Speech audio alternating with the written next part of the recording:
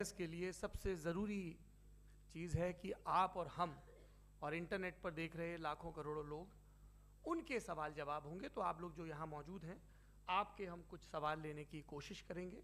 30 minute का वक्त हमने उसके लिए तय कर रखा है। इस तरह से ये 2 घंटे की बहस पूरी होगी। 2-3 बुनियादी बातें हैं जिनका हमें ध्यान रखना है। किसी भी किस्म की नारेबाजी में हमें शरीक नहीं होना है। ये हल्ला गुल्ला नहीं है, क्योंकि पूरी दुनिया देख रही है। तो एक नज़ीर कायम करनी है, एक उदाहरण लोगों के सामने रखना है कि पढ़े लिखे लोग इत्तेफाकी और नाइत्तेफाकी रखते हुए भी, एक दूसरे से सहमति और असहमति रखते हुए भी बात कह सकते हैं। यहाँ पर मेरे JNU के प्रोफेसर बैठे हैं, पुरुषोत्तम अग्रवाल जी, जिन्होंने हमें क्लास में सिखाया है कि सहमति का साहस और असहमति का विवेक, और इसका ठीक उलट भी, ये बड़ा ज़रूरी है। दूसरी बात, ये किसी एक धर्म के बारे में बहस नहीं है। ये बात सबको स्पष्ट होनी चाहिए। किसी धर्म को महान बताने या किसी धर्म को कमतर बताने की ये बहस नहीं है। तो यदि कोई इस उम्मीद से देख रहा है या यहाँ आया है, तो मैं आपको आश्वस्त करना चाहता हूं कि आपको नाउम्मीदी हाथ लगेगी। इस बहस में बहुत ज़्यादा धार्मिक प्रतीकों के इस्तेमाल को लेकर भी ये दोनों लोग जो अभी आपको गंभीर दिख रहे हैं, भले लोग हैं, कल शाम को चाय पर मिले थे, बहुत हंसी मजाक भी इनके बीच हुआ था और गलबैयां डालते हुए एक तस्वीर भी हुई थी। ये इस बात का प्रमाण है कि इंटरनेट पर जो हल्ला मचा हुआ है उसके मुकाबले ये दोनों लोग बहुत ही अच्छे शांत ढंग से बहस के लिए राजी हो गए हैं। ट्विटर की बातें ट्विटर तक सीमित, एलन मस्क आजकल उसको एक्स कहते हैं। और अब इस बहस की शुरुआत मैं इन विद्वानों का, हालांकि इनको परिचय की जरूरत नहीं, पर हो सकता है, हमें पत्रकारिता में सिखाया जाता है कि नेवर अज्यूम, विज्ञान भी यही कहता है। मुफ्ती शमाइल नदवी साहब इस्लामिक विद्वान, शिक्षाविद हैं, कोलकाता के वाहियान फाउंडेशन के संस्थापक हैं, लखनऊ की प्रतिष्ठित दारुल उलूम नदवतुल उलमा से ग्रेजुएशन किया है, सोशल मीडिया और सार्वजनिक मंचों पर अध्यापन और बौद्धिक कामों में सक्रिय हैं और इस समय इंटरनेशनल इस्लामिक यूनिवर्सिटी मलेशिया से PhD कर रहे हैं। अच्छी बात यह है कि पढ़ाई के साथ साथ ट्रैवल ब्लॉग भी बनाते हैं। पेट्रोनस टावर के सामने का ब्लॉग हमने देखा। हमारे साथ जावेद अख्तर साहब हैं। जावेद अख्तर साहब कवि हैं, शायर हैं, गद्य भी लिखते हैं, फिल्मों के लिए संवाद लिखे हैं, गीत लिखे हैं। इससे इतर ये वैज्ञानिक सोच को लेकर या अपने डिक्लेयर्ड एथिज्म को लेकर भी मुखर रहते हैं और अपने तहीं रैशनैलिटी की बात करते हैं। देवियों और सज्जनों, डज गॉड एग्जिस्ट? इस सवाल का जवाब सब अपने अपने तहीं खोजने की कोशिश कर रहे हैं। कोई इसको गॉड डैम पार्टिकल की खोज बताता है, कोई गॉड पार्टिकल की खोज बताता है, कोई हिग्स बोसान की खोज बताता है, कोई ये सवाल जवाब तलाशने की कोशिश करता है कि मास एग्जिस्टेंस में आखिर आया कैसे, हुआ क्या था, सृष्टि के पहले, समय के पहले क्या था। और कोई ये कहता है कि ये सारी खोजें जिस मस्तिष्क में हो रही हैं प्रकृति के क्रम में, वो कैसे विकसित हुआ। मैं उम्मीद करता हूं कि हम आज इन बुनियादी सवालों के कुछ जवाब हासिल करने में कामयाब हों। मैं सबसे पहले मंच पर आमंत्रित कर रहा हूं मुफ्ती शमाइल नदवी साहब को। आइए सर जी।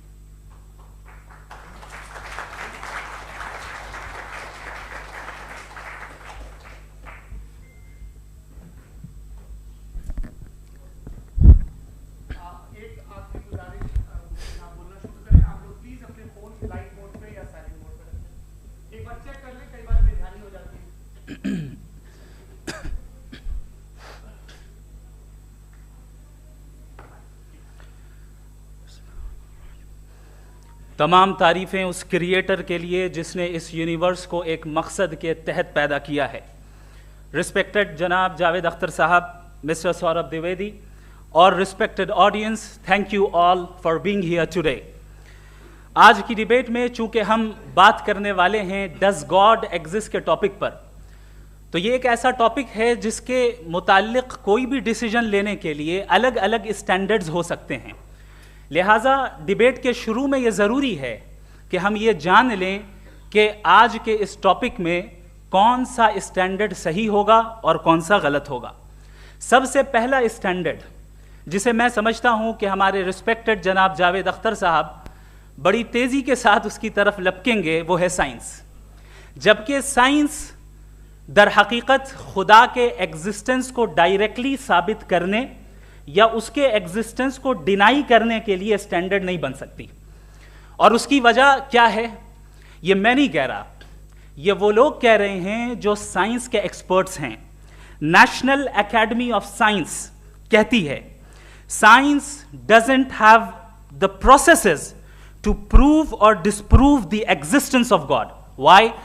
क्योंकि साइंस का ताल्लुक एम्पेरिकल एविडेंस से है और एम्पेरिकल एविडेंसेस का ताल्लुक हमारे नेचुरल और फिजिकल वर्ल्ड से है, जबकि गॉड नॉन फिजिकल और सुपर नेचुरल रियलिटी है। लिहाजा नॉन फिजिकल रियलिटी को आप उस टूल के साथ नहीं चेक कर सकते जिसका काम फिजिकल रियलिटी को तलाश करना है।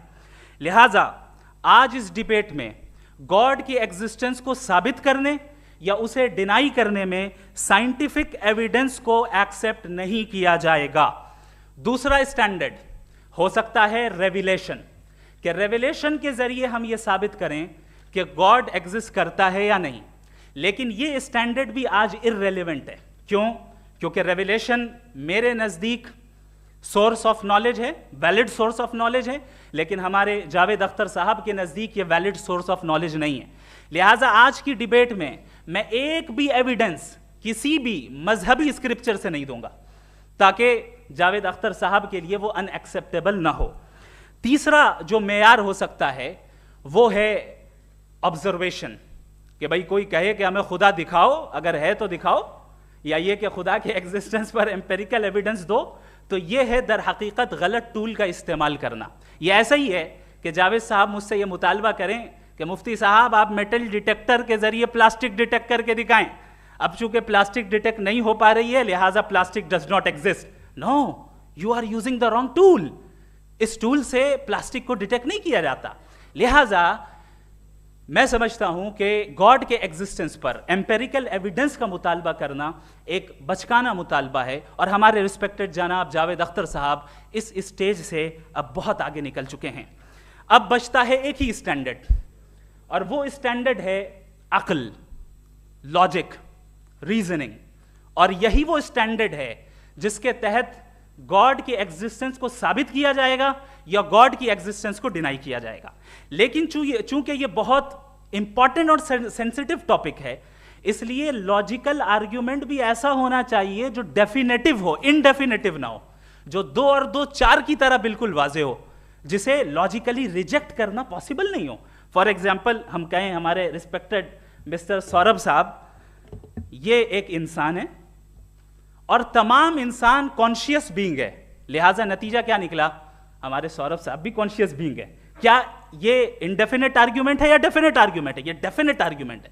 ये 2 और 2 की तरह वाजे है, इसमें किसी तरह जो है लॉजिकली इसको रिजेक्ट नहीं किया जा सकता। तो अगर आज हमारे जावेद अख्तर साहब ऐसी कोई अकली दलील और लॉजिकल एविडेंस दें खुदा के ना होने पर जो डेफिनेट भी हो, तो मैं ये ऐलान करता हूं कि यकीनन मैं उस एविडेंस को कबूल करूंगा और उस पर गौर करूंगा। लेकिन साथ में यह भी ऐलान कर देता हूं प्रेडिक्शन के तौर पर कि ऐसा कोई डेफिनेट आर्ग्यूमेंट कोई नहीं पेश कर सकता। दलील हम देंगे और डेफिनेटिव दलील देंगे, लॉजिकल दलील देंगे, ऐसी दलील देंगे जो एंटायर एथिस्टिक वर्ल्ड उसे रेफ्यूट नहीं कर सकती। चलें अब हम एक एग्जाम्पल सोचते हैं, एक सिनेरियो, सिंपल सिनेरियो, तमाम ऑडियंस से गुजारिश है, हम और आप एक आइसोलेटेड आइलैंड पर हैं, ऐसा आइलैंड जहां पे हमसे पहले कोई कभी नहीं गया। चलते चलते आपके सामने अचानक आपने देखा एक पिंक कलर की बॉल पड़ी हुई है। सबसे पहला सवाल आपके जहन में क्या आएगा कि ये बॉल यहां क्यों आई, कैसे आई, ये पिंक कलर की ही क्यों है, कोई और कलर भी हो सकता था, ये इसी शेप में क्यों है, कोई और शेप भी हो सकता था। नेचुरली आप इस तरफ पहुंचेंगे कि कोई ना कोई है जिसने इन स्पेसिफिक प्रॉपर्टीज के साथ इस बॉल को बनाया है और यहां पे रखा है। चूंकि आप जानते हैं कि ये जो बॉल है इसका एग्जिस्ट करना जरूरी नहीं है, ये एग्जिस्ट कर भी सकती थी, नहीं भी कर सकती थी, और एग्जिस्ट करना ही था तो किसी और फॉर्म में करती, किसी और कलर में करती। अब आप इस बॉल को एक्सपैंड करते चले जाएं, एक्सपैंड करते चले जाएं, एक्सपैंड करते चले जाएं, यहां तक कि ये बॉल यूनिवर्स के साइज की हो जाए। बताइए कि क्या साइज के बढ़ जाने से सवाल बदल जाएगा? हरगिज नहीं बदलेगा। अभी भी सवाल रहेगा ये यूनिवर्स कहां से आया, इन स्पेसिफिक प्रॉपर्टीज के साथ कहां से आया, क्यों आया, किसने बनाया, ये सवाल उस वक्त भी वैलिड रहेगा। लेकिन ये सवाल अगर हम जनाब जावेद अख्तर साहब से करें तो चूंकि इनका वर्ल्ड व्यू एथिस्टिक है, और सिर्फ इनका नहीं, मतलब जितने भी एथिस्ट हैं और एथिस्टिक वर्ल्ड व्यू को रखने वाले से अगर आप ये सवाल करें कि ये यूनिवर्स कहां से आया, तो इनका जवाब या तो आर्ग्यूमेंट फ्रॉम इग्नोरेंस होगा या डॉगमेटिक होगा। या तो ये कहेंगे कि मुझे नहीं पता कि ये कहां से आया, लिहाजा गॉड डज नॉट एग्जिस्ट, ये आर्ग्यूमेंट फ्रॉम इग्नोरेंस है। या ये कहेंगे कि ये यूनिवर्स खुद ब खुद बन गया, इसका मतलब ये है कि उस बॉल को भी खुद ब खुद बन जाना चाहिए, लेकिन बॉल के ताल्लुक से ये एक्सप्लेनेशन एक्सेप्ट नहीं की जाएगी कि ये खुद ब खुद बन गई, लेकिन यूनिवर्स के ताल्लुक से कर दिया जाएगा। इसे हम दूसरे अल्फाज में डॉगमा भी कह सकते हैं। दूसरी चीज, हमारे जावेद अख्तर साहब जरूर गॉड ऑफ गैप्स की मिसाल भी जरूर देंगे, और मिसाल देंगे कि पहले ज़माने में बिजलियां कड़कती थी तो लोगों ने किसी एक खुदा की तरफ, और बारिश होती थी तो दूसरे खुदा की तरफ मंसूब कर दिया, उनके पास दलील नहीं थी। यह हमारा वर्ल्ड व्यू है ही नहीं, यह हमारा वर्ल्ड व्यू है ही नहीं, क्योंकि नेचुरल फिनोमेना के प्रोसेस की इंटरप्रिटेशन को जान लेने से यह कहां से साबित हो गया कि गॉड एग्जिस्ट नहीं करता है। इस पर मैं इंशाअल्लाह अभी आगे बात करूंगा।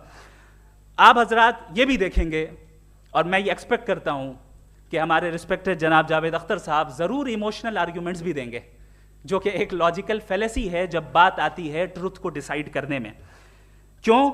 मिसाल के तौर पर वो कहेंगे कि अगर गॉड है तो ईविल क्यों एग्जिस्ट करता है, जबकि मैं कहता हूं ईविल का एग्जिस्ट करना गॉड के एग्जिस्ट करने की दलील है, उसके खिलाफ नहीं है। चूंकि अगर गॉड है तो हम सब उसके सामने अकाउंटेबल हैं, और अगर हम अकाउंटेबल हैं तो अकाउंटेबिलिटी के लिए ईविल का मौजूद होना जरूरी है, उसके बगैर हम अकाउंटेबल नहीं हो सकते। और अगर हम अकाउंटेबल नहीं हैं तो हम जनाब जावेद अख्तर साहब से पूछेंगे कि आप बताएं कि फिर सफरिंग इस दुनिया में क्यों है?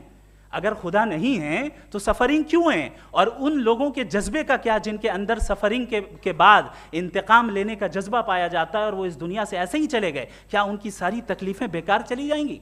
अब आ जाएं उसी एग्जाम्पल की तरफ कि बॉल, मुझसे अगर कोई पूछे इस बॉल को किसने बनाया और या इस एक्सपेंडेड बॉल को किसने बनाया, मैं कहूंगा कि चूंकि ये यूनिवर्स और इस यूनिवर्स की तमाम चीजें कॉन्टिंजेंट हैं। कॉन्टिंजेंट होने का मतलब ये होता है कि जो अपने एग्जिस्टेंस पे किसी के ऊपर डिपेंड करती हो, तो जाहिर है ये यूनिवर्स कॉन्टिंजेंट है। और अगर कोई चीज कॉन्टिंजेंट नहीं है तो मैं रिक्वेस्ट करूंगा कि मुझे दिखा दें कि कौन सी चीज यूनिवर्स में कॉन्टिंजेंट नहीं है, हम भी जरा गौर कर लें और हम भी देख लें।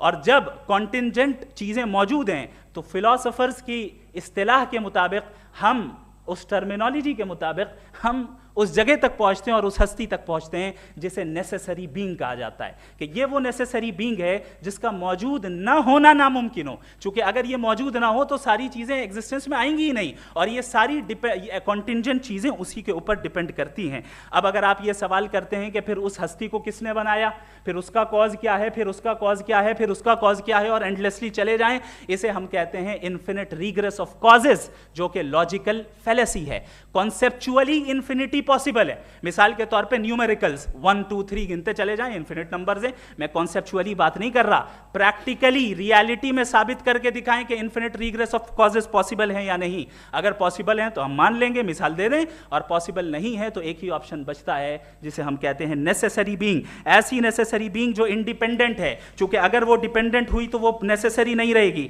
ऐसी इंडिपेंडेंट बीइंग जो इटर्नल है, अगर वो इटर्नल नहीं होगी, उसकी बिगिनिंग होगी तो वो खुद कॉन्टिंजेंट है। ऐसी बीइंग जो पावरफुल है, क्योंकि कॉन्टिंजेंट को एक्चुअलाइज करने के लिए पावर चाहिए। ऐसी बीइंग जो इंटेलिजेंट है और नॉलेजेबल है, क्योंकि ये यूनिवर्स स्पेसिफिक फॉर्म और स्पेसिफिक लॉज ऑफ नेचर के तहत प्रिसाइजली चल रहा है। Thank you. थैंक यू मुफ्ती साहब। मैं इन दलीलों के बाद जावेद अख्तर साहब से गुजारिश करूंगा, आप बैठ के बोलना चाहेंगे या वहां? जी।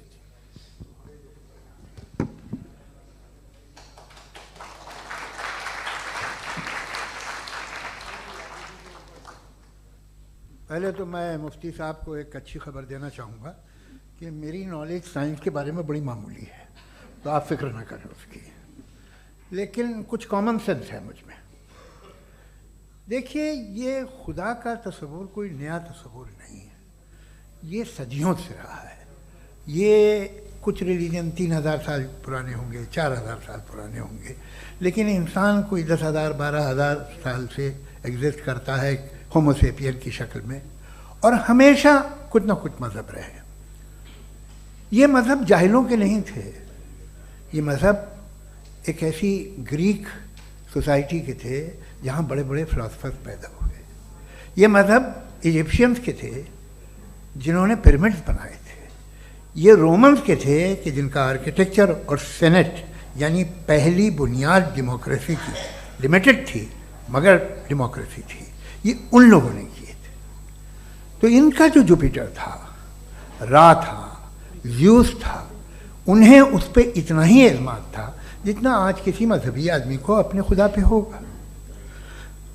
क्रिश्चियनिटी आने से पहले यूरोप में एक मज़हब था जर्मेनिक रिलीजन। उसका एक खुदा था, उसकी एक बीवी थी, उसके 2 बेटे थे, एक बेटी थी। फिर जर्मनी में जब यूरोप में क्रिश्चियनिटी आई तो वो खुदा, उसकी बीवी और पूरे ख़ानदान चला गया। तो हमने अगर हम हिस्ट्री देखें तो खुदा जो हैं वो ज़्यादातर फ़नी हैं, वो हमेशा रहे नहीं। और वो जो लोग इन्हें मानते थे उनको आप कहें वो तो जाहिल थे, उन्हें तो कुछ पता ही नहीं था, ऐसा नहीं है। वो अपने वक्त में बड़े काबिल लोग थे और अपने वक्त में उन्होंने बड़े बड़े काम किए हैं, फिलोसफर्स थे, साइंटिस्ट थे। लेकिन उनका मज़हब कहाँ गया, उनके खुदा कहाँ गए? आज जो खुदा हैं दुनिया में लोग उन्हें मानते हैं। आपको क्या मालूम कि कितने बरसों के बाद क्या होने वाला है? हम यूरोप में देखते हैं तो चर्च खाली हैं। तो वक्त के साथ चीज़ें बदलती हैं। जहाँ तक इसका ताल्लुक़ है मज़हबों का, हर मज़हब आपसे एक चीज़ मांगता है, फेथ। ये फेथ क्या चीज़ होती है? What is the difference between faith and belief? ये तो बहुत ही अहमखाना बात होगी कि कोई आदमी कहे साहब अगर खुदा है तो मुझे दिखाइए। ये तो जाहिलाना बात हुई। मैंने तो नॉर्थ पोल नहीं देखा है मगर मैं मानता हूँ कि नॉर्थ पोल है। मैं क्यों मानता हूँ? इसलिए कि अगर ये दुनिया राउंड है तो उसका कोई टॉप होगा। कुछ लोग हैं जो वहाँ गए भी हैं, कॉमन सेंस कहता है कि ऐसा होगा, सबूत है, गवाह है, रीज़न है। तो ये मेरा फेथ नहीं है। तो फेथ में और बिलीफ में डिफरेंस क्या है? जो मज़हब मांगता है आपसे, हर मज़हब फेथ मांगता है। फेथ का मतलब ये है कि ना कोई गवाह हो, ना कोई सबूत हो, ना कोई रैशनल हो, ना कोई लॉजिक हो, ना कोई प्रूफ हो, मगर तुम एक बात को मानो। ये है फेथ। वरना बिलीफ होता। अगर इसमें कुछ भी सबूत होते, गवाह होते, तो फिर इसे आप बिलीफ कहते। जैसे मेरा बिलीफ है कि नॉर्थ पोल है, मेरा फेथ थोड़ी है। फेथ इन तमाम शर्तों को रद्द करता है। तो फिर स्टुपिडिटी क्या है? अगर मैं एक बात ऐसी मानूं जिसकी ना कोई लॉजिक है, ना कोई रैशनल है, ना कोई प्रूफ है, ना कोई गवाह है, ना कोई सबूत है, और मैं उसे मानूं, तो ये स्टुपिडिटी हुई। इसे ही भाई कल को मैं यकीन कर लूं कि एलोन मस्क जो है मेरा भाई है, तो मुझे इंतहाई खुशी होगी, सुकून भी बहुत मिलेगा मुझे। लेकिन और कहे भाई क्यों मानते हो, क्या सबूत है? भाई वो तो अमेरिकन है और तुम तो इंडियन हो, वो तो नस्ल अलग है, तुम्हें कभी मिले भी नहीं। साहब देखिए मेरा फेथ है, इस पर बात न किया। फेथ का मतलब ही यह है कि आप प्रूव नहीं कर सकते। अगर आप प्रूव कर सकते हो तो फेथ की ज़रूरत ही नहीं, फिर तो आप बात करेंगे, आप कितनी बहस कर लीजिए। अल्टीमेटली दुनिया का हर मज़हब फेथ पे टिका है, और फेथ का मतलब है एक ऐसा यकीन जिसका कोई सबूत, कोई गवाह, कोई रैशनल नहीं। अब आप ये कहें, क्या आप ये क्यों कह रहे हैं कि साहब ये कायनात किसने बनाई? कमाल ये है कि आपने बताया कि एक आइलैंड पे गए और एक बॉल देखी। आपने ये नहीं कहा कि आइलैंड किसने बनाया, आपको सिर्फ बॉल पे हैरत हुई। हमने आइलैंड पे हमने हैरत नहीं की, होते हैं आइलैंड। इसी तरह ये आइलैंड है, सितारे, ये गैलेक्सीज, ये सब आइलैंड हैं, खला में। हम उन्हें टेकन फॉर ग्रांटेड लेते हैं, हम पूछते नहीं किसने बनाए। आपने जजीरे के बारे में भी नहीं पूछा है। मेरी पैदाइश कैसे हुई? क्या मैं प्लान्ड पैदा हुआ था? I was plan to be born. या एक लकी स्पर्म था जो किसी एक से चिपक गया। मेरी पैदाइश रैंडम। और इंसाफ जिसे आप कहते हैं, इंसाफ का तो नेचर से कोई वास्ता ही नहीं है। जो आप कहते हैं कि एक दिन इंसाफ मिलेगा, इंसाफ is a human concept, nature में कोई इंसाफ नहीं। अगर शेर हिरन को खा जाता है तो उसे कोई सजा नहीं मिलती। अगर एक आंधी आती है और हरे भरे पेड़ों को उखाड़ के फेंक देती है तो आंधियों की जेल नहीं होती है। नेचर में इंसाफ नहीं, इसलिए मुझे नेचर को इंसाफ की जरूरत भी नहीं। नेचर तमाम एक है। अब हम कहें कि साहब ये देखिए जो मैंने खाना खाया था ये मेरी आँख तो नहीं यूँ कर दिया उसे तो इसे सज़ा मिलनी नहीं, वो सिस्टम है, ऐसे ही चल रहा है। नेचर बगैर इंसाफ के है। इंसाफ इज अ ह्यूमन कॉन्सेप्ट। तो जो आपसे कहता है कि मैं तुम्हें इंसाफ दूंगा वो इंसानी जहन की पैदावार है। ये नेचुरल है ही नहीं, ये आसमानी है ही नहीं। नेचर का तसव्वुर, इंसाफ का तसव्वुर। भाई आप साथ मिलते हैं, अब आप लेफ्ट हैंड ड्राइव करते हैं, ये क्या है? तमाम सच, तमाम नेकी, तमाम शराफत लेफ्ट हैंड ड्राइव है। वरना क्या होगा, या तो आप क्रॉस कर देंगे, आपका एक्सीडेंट हो जाएगा, या आप किसी को मार देंगे, या ट्रैफिक जैम हो जाएगा। झूठ, बेईमानी, रिश्वतखोरी, ये तमाम जो है driving on the wrong side है। इसके ऊपर कुछ नहीं। ये तो हमने बनाया, जैसे हमने लेफ्ट हैंड ड्राइव बनाई है। ये कॉन्सेप्ट ऑफ इंसाफ जो है ये हमारा है, इसका नेचर से कोई वास्ता नहीं। शेर खा जाता है हिरन को, उसे जेल होती है क्या? कुछ भी नहीं, है ही नहीं। तो ये जो दुनिया के रिलीजन प्रॉमिस करते हैं आपसे इंसाफ, इसी से मालूम होता है कि ये मैन मेड है। ये तसव्वुर कहीं और का है ही नहीं। जो नेचर है, कुछ लोग कहते हैं नेचर ही खुदा है, तो नेचर में तो इंसाफ नहीं कहीं। और आप वादा कर रहे हैं कि तुम्हें मरने के बाद इंसाफ मिलेगा। मुझे अगर मिलेगा तो मैं बहुत खुश होऊंगा, लेकिन मैं यकीन नहीं कर पाता हूँ, इसलिए कि मैं फेथ नहीं पैदा कर सकता। The very fact that religions demand faith, इसका मतलब है कि उनके पास जस्टिफिकेशन नहीं है। अच्छा था, फिर रिलीजन अगर मॉडरेशन में है, कोई सा भी नहीं, वो आप में कुछ खूबियाँ भी पैदा करता होगा, देखिए उससे ये फ़ायदा है, वो फ़ायदा है।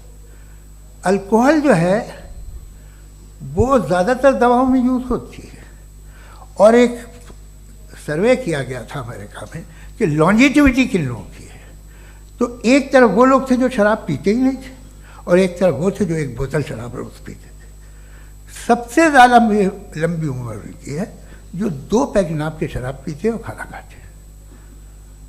मगर हम शराब को बुरा समझते हैं, मैं भी बुरा समझता हूँ। क्यों? ऐसा होता नहीं। कुछ चीज़ों में आदत होती है कि वो बढ़ती है। आज तक में एक आदमी दूध पीता है, आप 10 साल बाद भी मिलेंगे तो एक ही गिलास पीता होगा। ऐसा नहीं होता सुबह से दूध पीता रहता है। मिल्कोहलिक मैंने नहीं देखे, अल्कोहलिक होते हैं। ये टेंडेंसी है मजहब की कि वो बढ़ता है, जैसे कैंसर बढ़ता है, जैसे शराब बढ़ती है। कुछ लोग होंगे जो उसे सही तरह से यूज़ करते हैं। मुझे यकीन है कि हमारे मुफ्ती साहब भी उनमें से एक हैं, इनसे बहुत खुशी हुई मुझे इनसे मिलकर। लेकिन कितने लोग हैं कि आज आप देखते हैं दुनिया में जो तबाहियाँ हैं, इनमें कितना हाथ है उन लोगों का जो बिलीवर कहते था मजहब ये नहीं कहता, ना कहता होगा, मगर जब ये मजहब पीते हैं तो ऐसे बिहेव करते हैं। थोड़ा सा अगर हो तो शायद बहुत अच्छी बात, लेकिन शराब थोड़ी सी नहीं रहती, उसमें टेंडेंसी है पहले। थोड़ा सा अगर 2-3 कैंसर के सेल हो ना बॉडी में तो आदमी स्लिम रहेगा, लेकिन वो 2-3 सेल नहीं रहते, वो मल्टीप्लाई होते हैं। जावेद साहब टाइम पूरा हो गया। टाइम हो गया, तो बस बात खत्म हो गई। अच्छा, मुझे कुछ और कहने को था भी नहीं। जी, मैं पहले जवाबी दौर के लिए इनवाइट कर रहा हूँ मुफ्ती साहब को। Your rebuttal round 1, you have 7 minutes.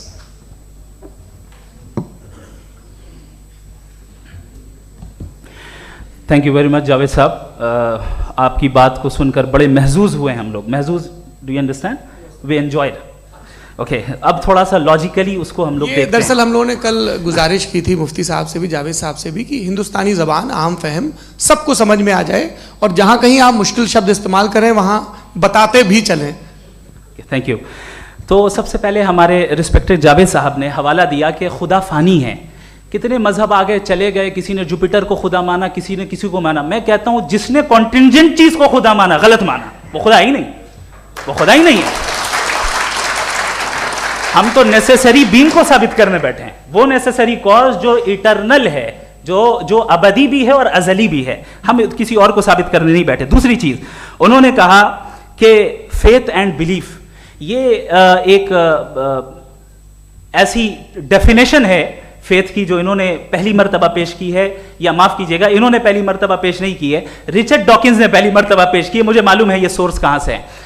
एपिस्टेमोलॉजिकली faith और बिलीफ का फर्क आप इस तरह नहीं कर सकते सर। फेथ सही भी होता है, गलत भी होता है, बिलीफ सही भी होता है, गलत भी होता है।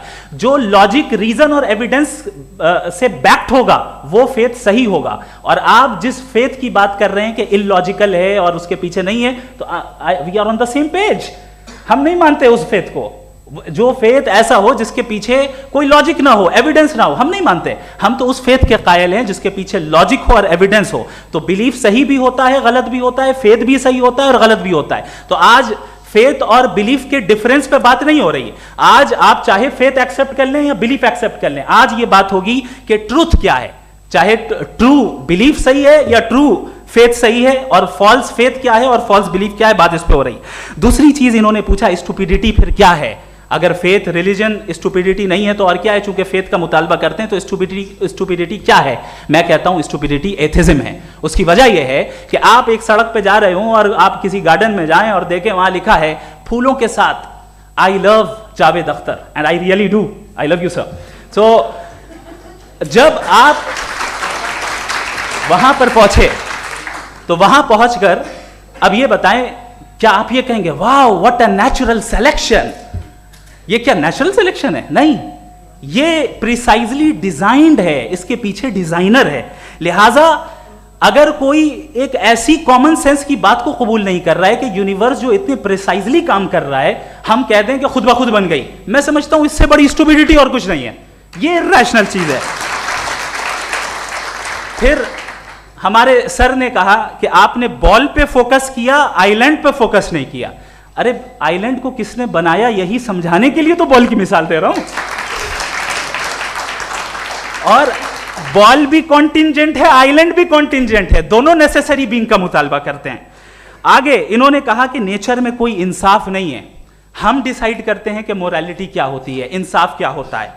हम डिसाइड करते हैं, जैसे ड्राइविंग सीट में ट्रैफिक वाला, ये तो किसी खुदा ने नहीं कहा, ये है, इसे कहते हैं फॉल्स इक्विवेलेंस। ये एक लॉजिकल फेलेसी है। आपने जो है मिसाल दी ड्राइविंग की और ट्रैफिक की, ये सब्जेक्टिव मोरालिटी है। आप सब्जेक्टिव मोरालिटी को मिसाल बनाकर ऑब्जेक्टिव मोरालिटी के ऊपर नहीं थोप सकते। इंसाफ की ऑब्जेक्टिव मोरालिटी। अगर आप ये कहते हैं कि नेचर में इंसाफ नहीं है तो इंसाफ का न होना ये नेचुरल हुआ, तो फिर नेचर को नेचर रहने दे, क्यों हम इतना स्ट्राइव कर रहे हैं दुनिया में इंसाफ लाने के लिए? ये तो इलॉजिकल बात है, इरैशनल बात है। इसलिए बहुत सी चीजें ऐसी हैं जो ऑब्जेक्टिवली जो है इविल या गुड हैं, और बहुत सी चीजें ऐसी हैं जो सब्जेक्टिवली हैं। सब्जेक्टिवली जो मोरल होता है या इमोरल होता है उसको हम सोशल कंसेंसस से या पर्सनल प्रेफरेंस से डिसाइड करते हैं। लेकिन जो ऑब्जेक्टिव मोरालिटी है जिसमें इंसाफ आया, जो इन्होंने बार बार रिपीट किया, ये ऑब्जेक्टिव है, सब्जेक्टिव नहीं है। अगर आप कहते हैं ये सब्जेक्टिव है तो मेरा सवाल आपसे ये है, क्या सोशल कंसेंसस के जरिए अगर जुल्म को सही करार दे दिया जाएगा तो आप जुल्म को जस्टिफाई करेंगे? दूसरी चीज इन्होंने यह कहा कि 2 पैक शराब पी लें तो वो उतने पे नहीं रहता, बढ़ जाता है। यही मामला मजहब के साथ है। 2 पैक आप पी लें, बढ़ेगा। तो ये एक ऐसी मिसाल है, इसको कहीं भी फिट कर लें कि आप एथिज्म पे जब फिट करें, जब आप 2 पैक एथिज्म का लेंगे ना तो वो बढ़ बढ़ के नॉर्थ कोरिया बनेगा। Thank you.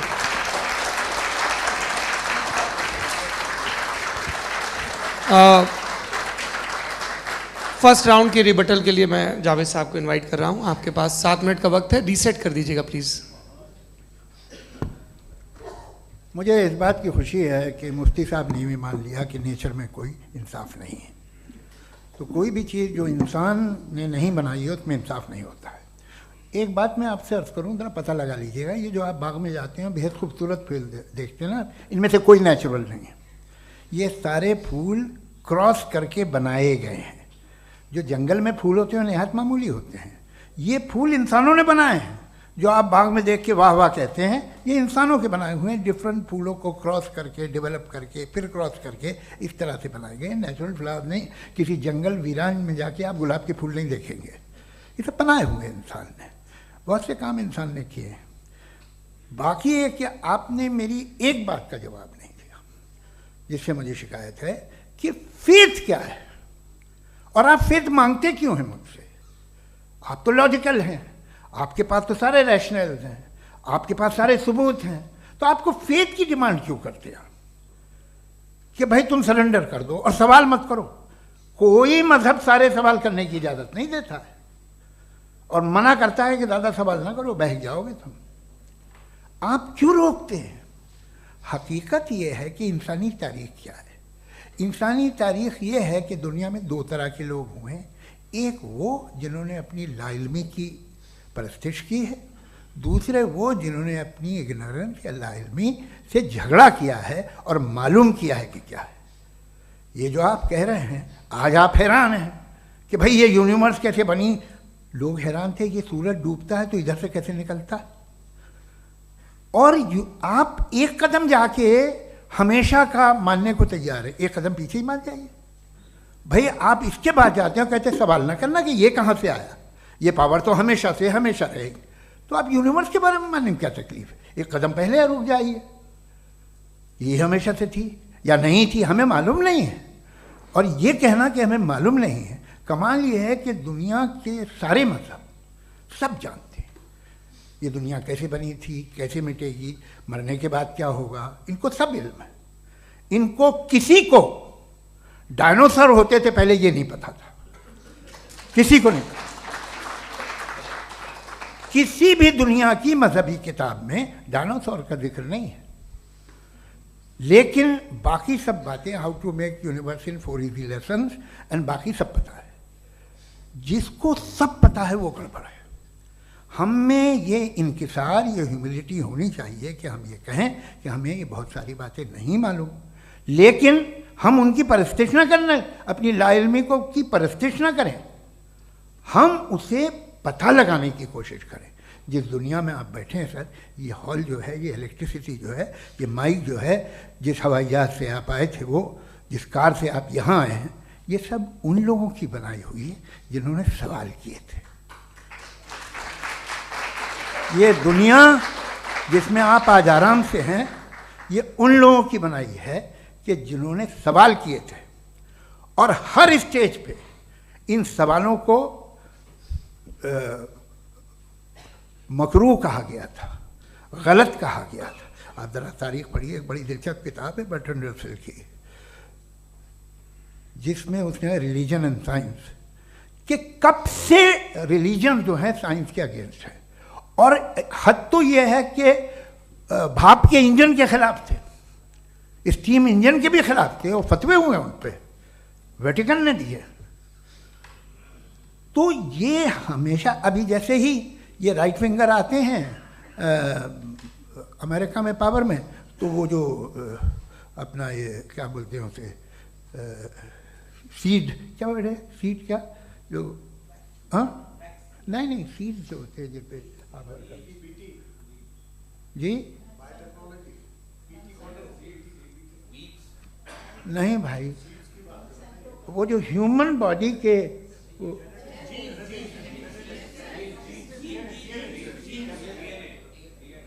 उस पर रिसर्च बंद हो जाती है, रिपब्लिकन नहीं करने देते। अरे भाई इतना डर क्या है तुम्हें? एक ज़माने में बहुत नाराज़ थे ये सारे मजहबी लोग कि ये इंसान तो इंसान बनाने की कोशिश कर रहा है। आपको क्या तकलीफ भाई, बना ले तो बना लेने दो, ये खौफ क्या है? और ये सब आज जो आप कह रहे हैं नामुमकिन है, ये कैसे हुआ? मुझे एक किस्सा याद आता है। जब मैं 6ठी क्लास में था तो मैं मैथमेटिक्स में बहुत वीक था, तो एक टीचर रख दिया गया, उसने 1 2 3 4 5 6 7 को सिखा दिया मुझे। वो दिन मैं भूल नहीं सकता हूँ मुफ्ती साहब, जिस दिन उसने ये बताया कि 1/2 क्या होता है और 3/4 क्या होता है, मुझे ऐसा लगा कि मेरा सर बीच से फट जाएगा। ये आदमी कह रहा है कि जो दीवार के अंदर जाओ वॉक करते हुए। आज हंसता हूँ मैं इस बात पे। तो आज जो बातें आपके जहन से बिल्कुल परे हैं और आप हैरान होते उन्हें देख के, एक वक्त आएगा कि मामूली लगेंगे। और हुआ है, आपकी इंसानी तारीख ही है। इतनी जल्दी सारे फैसले आप मत कर लीजिए, थोड़ा ये ह्यूमिलिटी रखिए कि भाई ये हमें नहीं मालूम। ये कहने में क्या है, ये यूनिवर्स कहाँ तक फैली, ये कब से है और कब तक रहेगी, हमें नहीं मालूम। आपने फैसला कर लिया कब बनी। ये आपके हिसाब से कोई 14 बिलियन ईयर बनी जो समझा जाता है। उससे पहले हजारों करोड़ों अरबों साल तक खुदा बैठा क्या कर रहा था?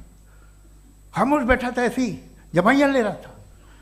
फिर उसे आइडिया आया, यार एक काम करते, वक्त अच्छा गुजर जाएगा, यूनिवर्स पर आपसे सोचिए।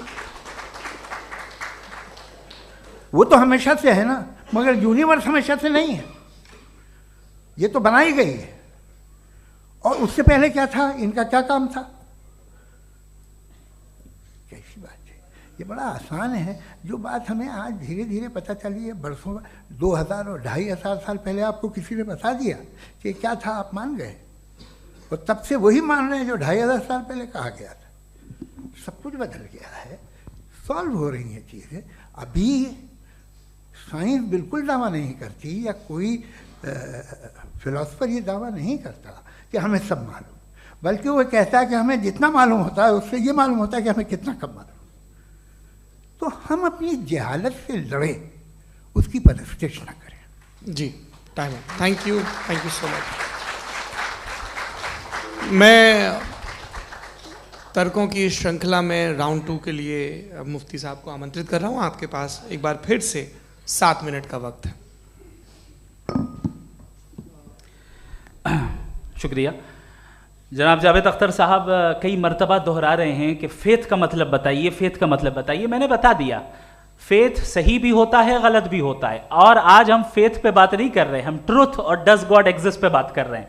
क्या डज गॉड एग्जिस्ट, ये ट्रुथ यानी गॉड है या नहीं है, इसमें से दोनों ट्रुथ क्या है। अब आप उसे फेथ कह लें, बिलीफ कह लें, नॉट माई बिजनेस। उसके बाद आपने कहा कि भाई सवाल करने से मजहब रोकता है। मैं कहता हूं जो रोकता है वो रोकता होगा, मैं नहीं रोकता, बल्कि सवाल करें, सवाल करना चाहिए। सवाल कर करके तो हम आगे बढ़ते हैं, तरक्की करते हैं, और इसीलिए मैं आज यहां पे आया हूं। लेकिन सवाल सिर्फ खुदा से नहीं होगा, आपसे भी होगा। सवाल एथिज्म से भी होगा, सवाल सिर्फ मजहब से नहीं होगा, सबसे होगा। और आज मैं सवाल करूंगा और उम्मीद है कि आप जवाब देंगे। अभी तक आपने वैसे कॉन्टिंजेंसी आर्गुमेंट का कोई जवाब नहीं दिया है। चलें, आपने कहा यूनिवर्स के बारे में इटर्नल क्यों नहीं बोल देते। ये चूंकि लॉजिकली पॉसिबल ही नहीं है कि यूनिवर्स इटर्नल हो। यूनिवर्स एक कॉन्टिंजेंट चीज है जो टाइम एंड स्पेस के पाबंद है, टाइम एंड स्पेस से बाउंड है। जो टाइम एंड स्पेस से बाउंड होगा वो कॉन्टिंजेंट होगा, जो कॉन्टिंजेंट होगा वो उसकी बिगिनिंग हुई होगी, जिसकी बिगिनिंग हुई होगी वो इटर्नल नहीं हो सकता। ये तो कॉमन सी बात है। आपने कहा कि किसी मजहबी किताब में डायनासोर का जिक्र नहीं है। अफसोस कि आज तक किसी मैथमेटिक्स के किताब में मुझे डायनासोर का जिक्र नहीं मिला। तो इसका मतलब मैथमेटिक्स की किताब बेकार है? नहीं, उसका वो टॉपिक नहीं है। रेवलेशन का और मजहबी किताबों का टॉपिक ये नहीं है कि आपको आके बताए साइकिल कैसे बनाते हैं, या आकर ये बताएं कि जो है डायनासोर कब था। वो तो मोरालिटी सिखाने आया है, गॉड के बारे में बताने आया, नॉन फिजिकल रियलिटी की हकीकत को सिखाने के लिए आया। रिलीजियन साइंस को रोकता है? नहीं रोकता। अगर रोकता है तो गलत करता है। रिलीजियन साइंटिज्म को रोकता है, जिसमें हमारे जावेद साहब मुब्तला हैं। साइंस और साइंटिज्म में फर्क है। साइंटिज्म यह है कि आप समझें कि साइंस और साइंटिफिक मेथोडोलॉजी ये नॉलेज को हासिल करने का वाहिद सोर्स ऑफ नॉलेज है। यह है साइंटिज्म। हम इसे रिजेक्ट करते हैं। हम साइंस को तो तरक्की करते हैं, भाई आप हमारी पूरी तारीख कर लें, पढ़ लें तो आपको पता चल जाएगा। बहरहाल ये अलग टॉपिक है। उसके बाद इन्होंने एक लफ्ज़ कहा, वेटिकन ने फतवा दिया। वेटिकन का फतवे से कोई ताल्लुक नहीं है, दोनों कॉन्ट्राडिक्टरी अल्फाज हैं। उसके बाद उन्होंने कहा कि भाई हमें नहीं मालूम। अगर नहीं मालूम तो क्लियरली कह देना कि नहीं मालूम है, इसमें क्या हर्ज है। तो वही तो मैं कह रहा हूं ना कि आप कह दें कि नहीं मालूम, लेकिन क्लेम क्यों कर रहे हैं कि गॉड एग्जिस्ट नहीं कर रहा है।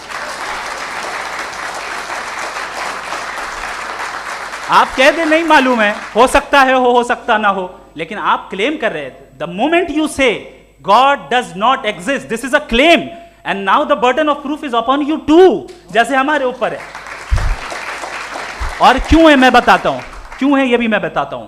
फिलोसॉफिकली जो क्लेम होता है ना, सिर्फ ये नहीं होता कि इंसान कहे पॉजिटिव क्लेम करे और नेगेटिव क्लेम करे तो बर्डन ऑफ प्रूफ नहीं है.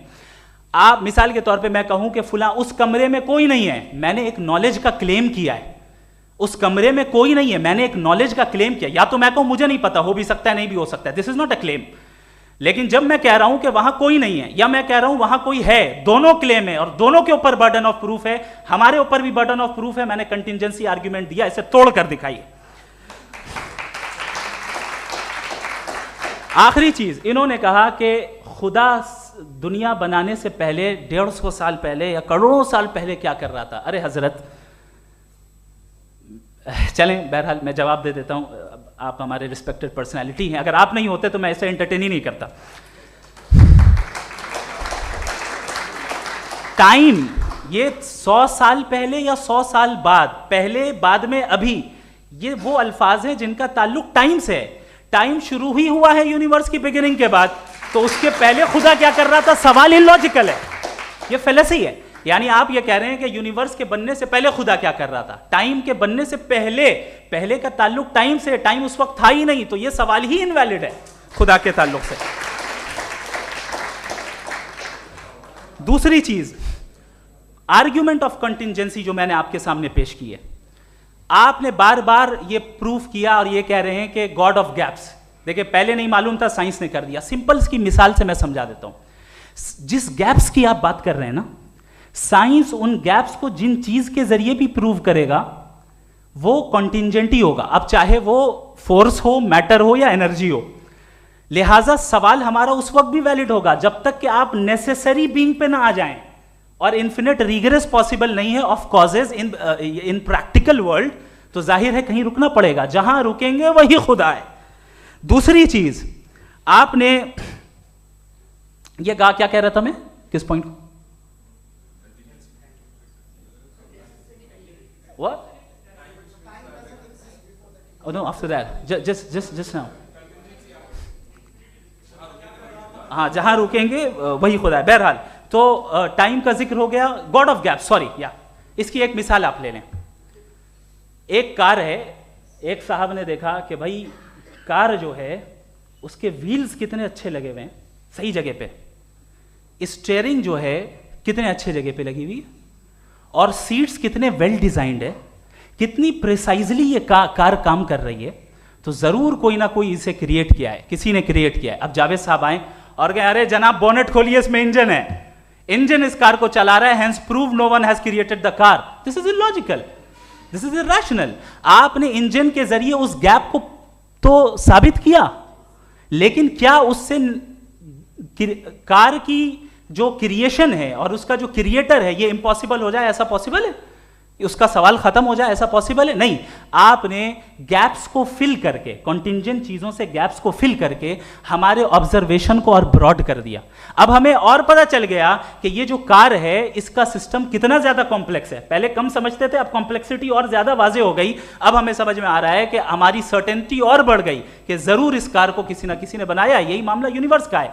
साइंस हमेशा फिजिकल वर्ल्ड की चीजों को ही फिल करती जाएगी और फिजिकल चीजों से ही करती जाएगी, चूंकि एम्पेरिकल एविडेंस का ताल्लुक फिजिकल वर्ल्ड से है. आप साइंस के जरिए मेटाफिजिकल रियलिटी को कभी साबित नहीं कर सकते. ये रॉन्ग टूल का इस्तेमाल करना है. ये वही काम है कि आप मेटल डिटेक्टर से प्लास्टिक डिटेक्टर करने चलें, जो कि जाहिर है सही नहीं है. Thank you.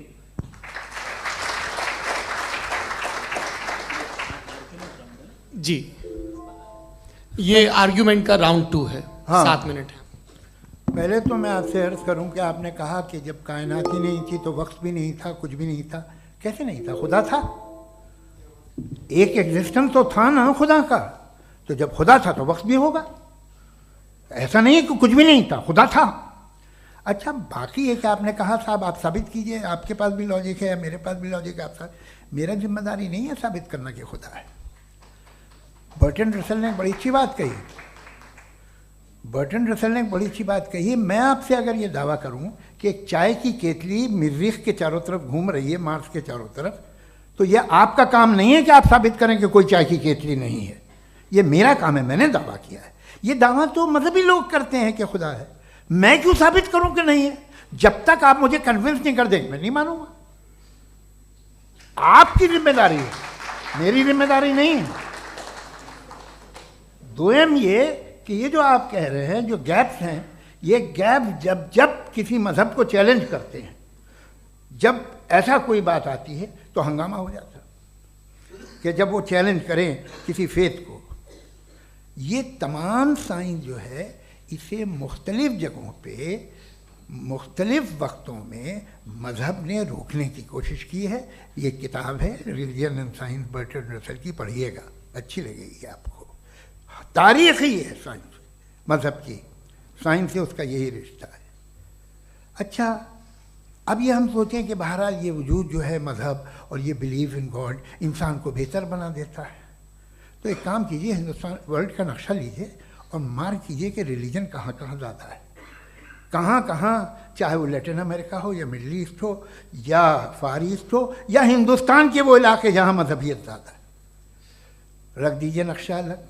अब दूसरा नक्शा कि कहाँ कहाँ नाइंसाफ़ी, रिप्रेशन, औरतों के हुकूक की पामाली, जुल्म, डिक्टेटरशिप कहाँ है, नक्शा एक ही होगा। तो आप मुझे बताएं कि जो इसका तरकीब इस्तेमाल क्या है, खुदा का तरकीब इस्तेमाल तो बताइए। आप छोटी सी दवा सड़क पे बेचते हैं उसकी भी तरकीब इस्तेमाल बताते हैं। इसके इस्तेमाल से तो फ़ायदा नहीं हुआ किसी को। जो सारे के सारे ख़राब मुल्क हैं, ख़राब समाज है, वो सारे जुल्म खुदा के नाम पे करते हैं। वो गलत करते हैं, सही करते हैं, मुझे क्या लेना देना उससे। इस्तेमाल से मालूम होता ना। एक विस्की की बोतल कभी शायद देखी हो आपने, लाल रंग की होती है, उस पर रोशनी और छपड़े इंतहाई खूबसूरत लगती है, क्या बिगाड़ रही है किसी का? उसका इस्तेमाल गलत है, इसलिए आप उसे नापसंद करते हैं। इसका इस्तेमाल गलत है, इस तसव्वुर का इस्तेमाल ही गलत है और हमेशा से गलत हुआ है। आप देख लीजिए, इंसानी तारीख देख लीजिए, आज देख लीजिए, हिंदुस्तान देखिए, दुनिया देख लीजिए क्या हो रहा है। इसे कैसे इस्तेमाल कर रहे हैं? फेथ वाले लोग क्या फेयर हैं, जस्ट हैं, जो अपने खुदाओं पे यकीन रखते हैं, वो किस तरह के लोग हैं? वो लोगों को इंसाफ देते हैं, वो बेहतर इंसान बने। तो इस दवा का फ़ायदा क्या है? चलो बहुत फ़ायदा हो रहा तो मैं इस्तेमाल कर लूँगा, मैं मुझे तो इस दवा का कोई फ़ायदा दिखता ही नहीं। मुझे तो ऐसा लगता, मैं एक और बात बताऊँ, अगर कोई आदमी मजहबी है और अच्छा आदमी है तो मैं उसकी बहुत इज्जत करता हूँ, इसलिए कि मेरा ख्याल है मजहबी आदमी का अच्छा होना मुझसे अच्छा होने से ज़्यादा मुश्किल है। भाई हर चीज़ की एक लिमिट है। आप इतना भाग सकते हैं, इतना नहीं भाग सकते, इतना वज़न उठा सकते, इतना नहीं उठा सकते, इतना दूर देख सकते हैं, इतना दूर नहीं देख सकते। उसी तरह कॉमन सेंस कहता है कि आप में नेकी का भी एक कोटा होगा। अब आप अगर सुबह जाते हैं अपनी इबादत गाह और इबादत करते हैं तो बाहर निकलते हैं तो आप तो यही महसूस करते हैं कि आपने एक बहुत अच्छा काम किया, आपकी नेकी का एक बहुत बड़ा कोटा खर्च हो गया जिससे किसी का कोई फ़ायदा नहीं।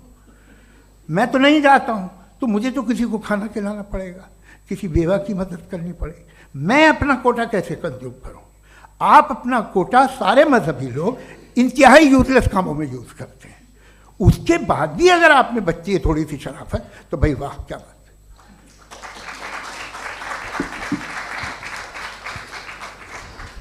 एक तो मुझे ये बात बहुत अच्छी लग रही है कि दोनों ही विद्वान समय को मानते हैं और बहुत समय से अपनी दलीलें और बाज़ दफ़ा समय से पहले अपनी तकरीरें पूरी करके अपनी अपनी कुर्सी पर बैठ रहे हैं। ये इस आर्ग्यूमेंट का राउंड 2 पूरा हुआ। अब रिबटल का राउंड 2 है और उसके बाद क्रॉस एग्जामिनेशन होगा। नहीं, आपका आर्ग्यूमेंट हो गया सर। हमारे यहाँ स्कूल के सिलेबस में पंच परमेश्वर कहानी पढ़ाई जाती है, प्रेमचंद जी की लिखी हुई। आप निश्चिंत रहिए, आपके कोई राउंड में मिस नहीं होने दूंगा। रिबटल का राउंड 2 मुफ्ती शमाइल नदवी साहब।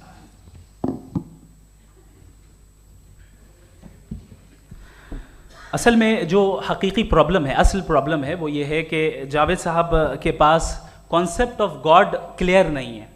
इन्होंने कहा कि कायनात से पहले खुदा तो था, तब भी तो टाइम होगा। ये टाइम कायनात का हिस्सा है। हम खुदा, उस खुदा को मानते हैं नेसेसरी बीइंग का टाइमलेस होना ज़रूरी है, चूंकि वो टाइम का क्रिएटर है। जब उसने टाइम को क्रिएट किया तो वो खुद टाइम पे कैसे होगा? उसने जब स्पेस को क्रिएट किया तो खुद स्पेस में कैसे होगा? अगर वो टाइम एंड स्पेस को पहले से ही उसका पाबंद है तो फिर किस चीज को उसने क्रिएट किया? लिहाजा ये सवाल गलत है कि खुदा था तो टाइम होगा, बिल्कुल नहीं।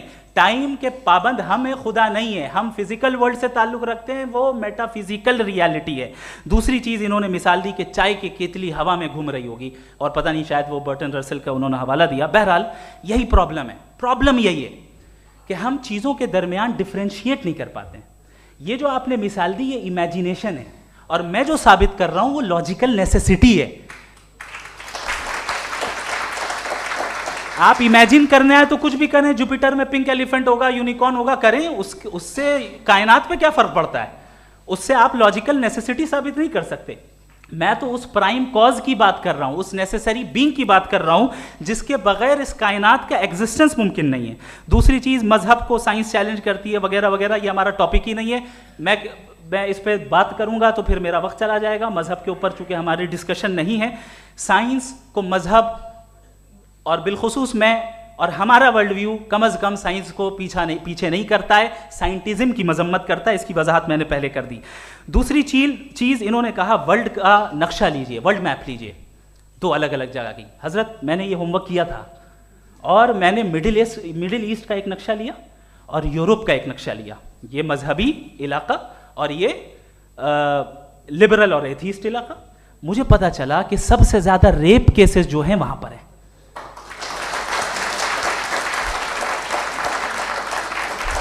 मुझे ये पता चला यूएन की रिपोर्ट के मुताबिक, मैं ये अपने घर से नहीं लेके आ रहा, कि जो वर्किंग वुमेन है यूरोपियन कंट्रीज में, उसमें 81% वुमेन सेक्सुअल हैरेसमेंट का वर्क में शुमार हो रही है। ये मिडिल ईस्ट में नहीं हो रहा है, वो मजहबी लोग हैं इसलिए नहीं हो रहा है।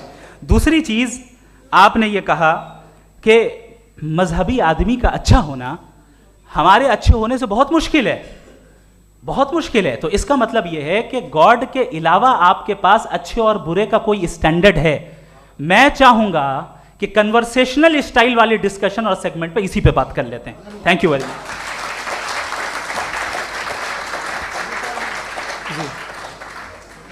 ये रिबटल का राउंड 2 है, आपके पास 5 मिनट का वक्त है, और इसके बाद क्रॉस एग्जामिनेशन शुरू करेंगे। आप चाहें तो जो इन्होंने सवाल पूछे उनके जवाब आप रिबटल में भी दे सकते हैं। जी जी, देखिए पहले तो ये बात कि ये मिसाल गलत नहीं है, गलत है। इन्होंने पहले ही हमको डिसार्म कर दिया, कह लिया अकल से मामला सॉल्व नहीं हो सकता, लॉजिक से आप पहुंच नहीं सकते।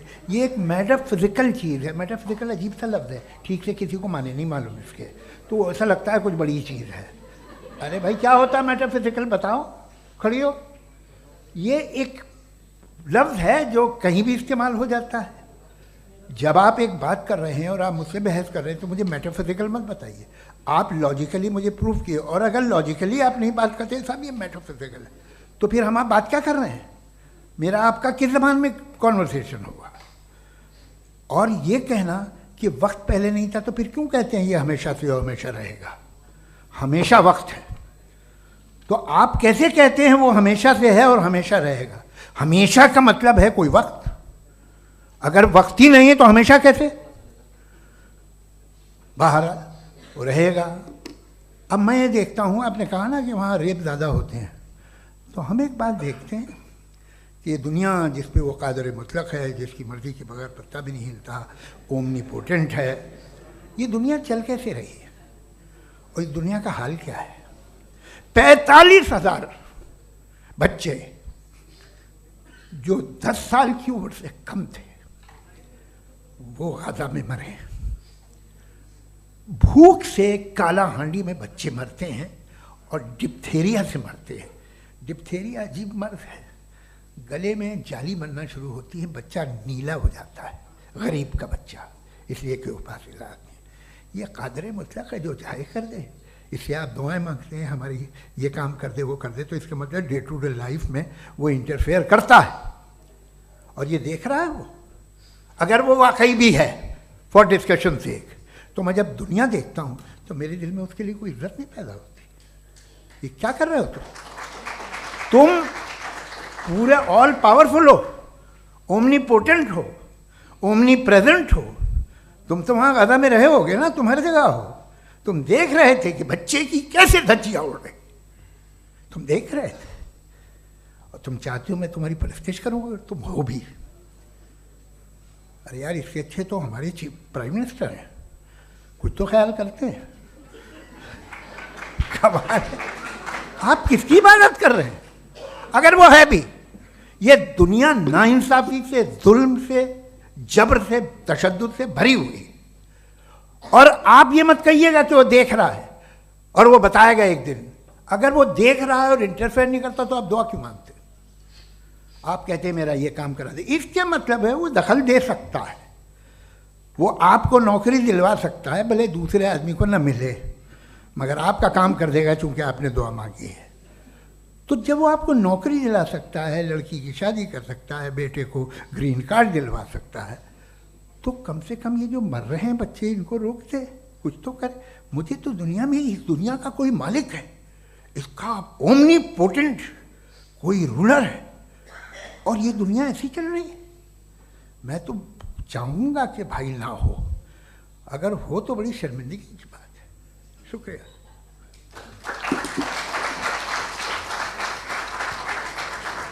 देवियों और सज्जनों, इस बहस के 2 राउंड और 2 रिबटल पूरे हो चुके हैं। अब सबसे ज़रूरी और सबसे मुश्किल राउंड शुरू हो रहा है, क्रॉस एग्जामिनेशन का। अब इन विद्वानों की सज्जनता की एक परख भी होगी, और वक्त हमने 16 मिनट का तय किया है। पहला सवाल आप पूछना चाहेंगे? जी बिल्कुल। पहले बोले भी आप। आप माइक ले लीजिएगा हाथ में, ये नीचे से ऑन कीजिए। जी मैं बोलता हूँ, ये दायस हटा सकते हैं क्या हम थोड़ा क्विकली? दायस पीछे कर दीजिए बस थोड़ा सा, है, ताकि ये जो दाएं बाएं लोग बैठे हैं, इसे हटा ही दीजिए। अब हमें वहाँ तो जाने वाले नहीं। आराम से आराम से दोनों तरफ से हटा दीजिए।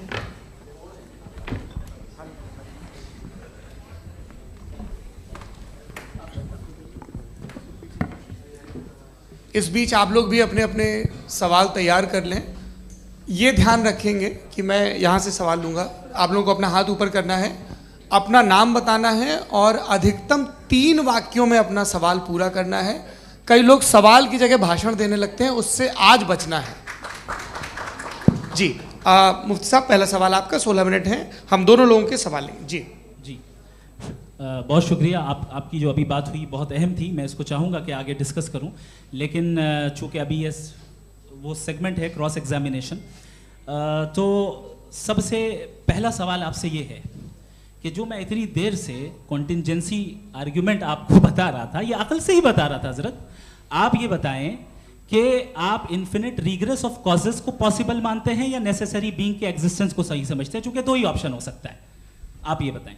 देखिए, आपको मैं ईमानदारी से बात करूं, एक तो मैं कॉन्टिजेंसी वर्ड ठीक से समझता नहीं, और इस वक्त भी जो आपने अंग्रेज़ी के अल्फाज इस्तेमाल किए वो ज़रा थोड़े से मुझे डिफ़िकल्ट और कॉम्प्लिकेटेड लगे, तो आप ज़रा सिंपल ज़बान में सवाल कर सकते हैं? बिल्कुल कर सकता हूँ जी।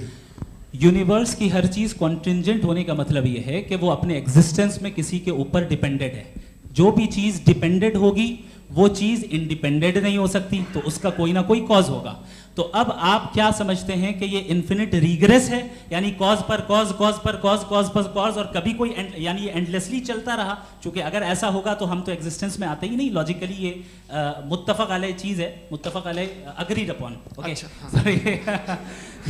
इस पे हमने एग्री किया था कि मुश्किल शब्द आएगा तो अर्थ बताना पड़ेगा। तो इन्फिनिट रिग्रेस तो पॉसिबल नहीं है, तो कहीं ना कहीं आपको रुकना पड़ेगा ऐसे नेसेसरी बीइंग पर। नहीं, कोई ज़रूरत नहीं रुकने की। किसने कहा आप रुकना पड़ेगा?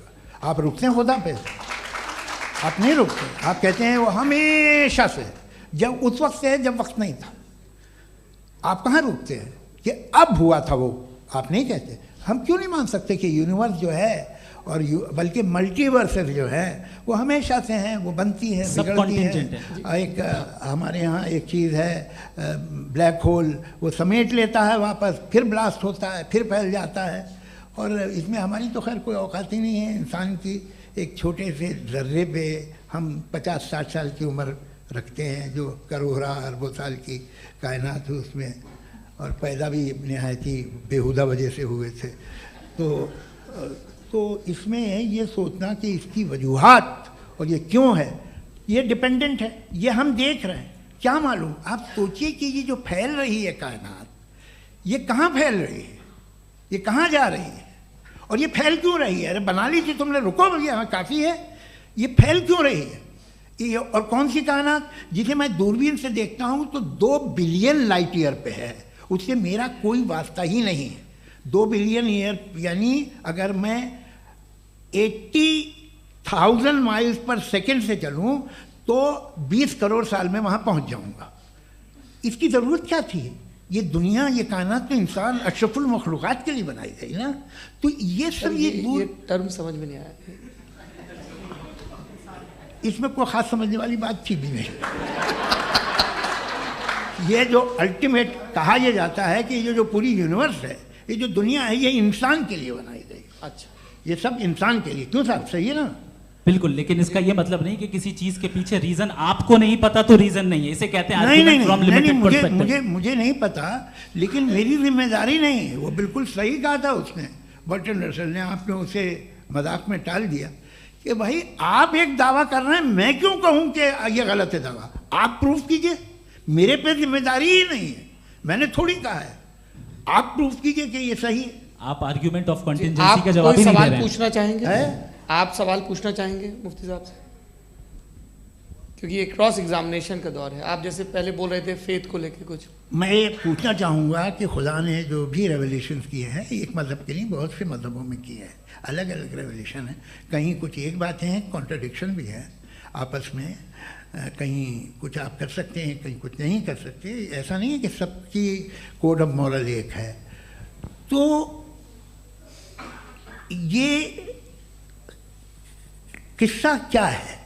अब आप ये देखिए कि मुझे कभी कभी लगता है कि जो फुटबॉल फाइनल होता है, लाखों लोग होते हैं, फिर वो टीवी कवर कर, करोड़ों लोग, अगर उसमें खुदा की एक बूमिंग आवाज़ आ जाती, मैं गॉड हूँ, तो सारे लोग अभी सुन लेते और टीवी पे भी सुन लेते, किस्सा ख़त्म होता। ये इतनी राजदारी क्या है कि तुम सामने कुछ तो सबूत दे दो हमें सॉलिड। ये कह साहब ये यूनिवर्स कैसे बनी, इससे मसला क्या हल होगा? मैं पूछूंगा आपसे खुदा कैसे बना? क्यों नहीं पूछूंगा कैसे बना? बल्कि वो तो कायनात से कहीं ज़्यादा इंटेलिजेंट है, कायनात से कहीं ज़्यादा कॉम्प्लेक्स। जी वो हमेशा से है, आप कहेंगे मैं मान लूँगा।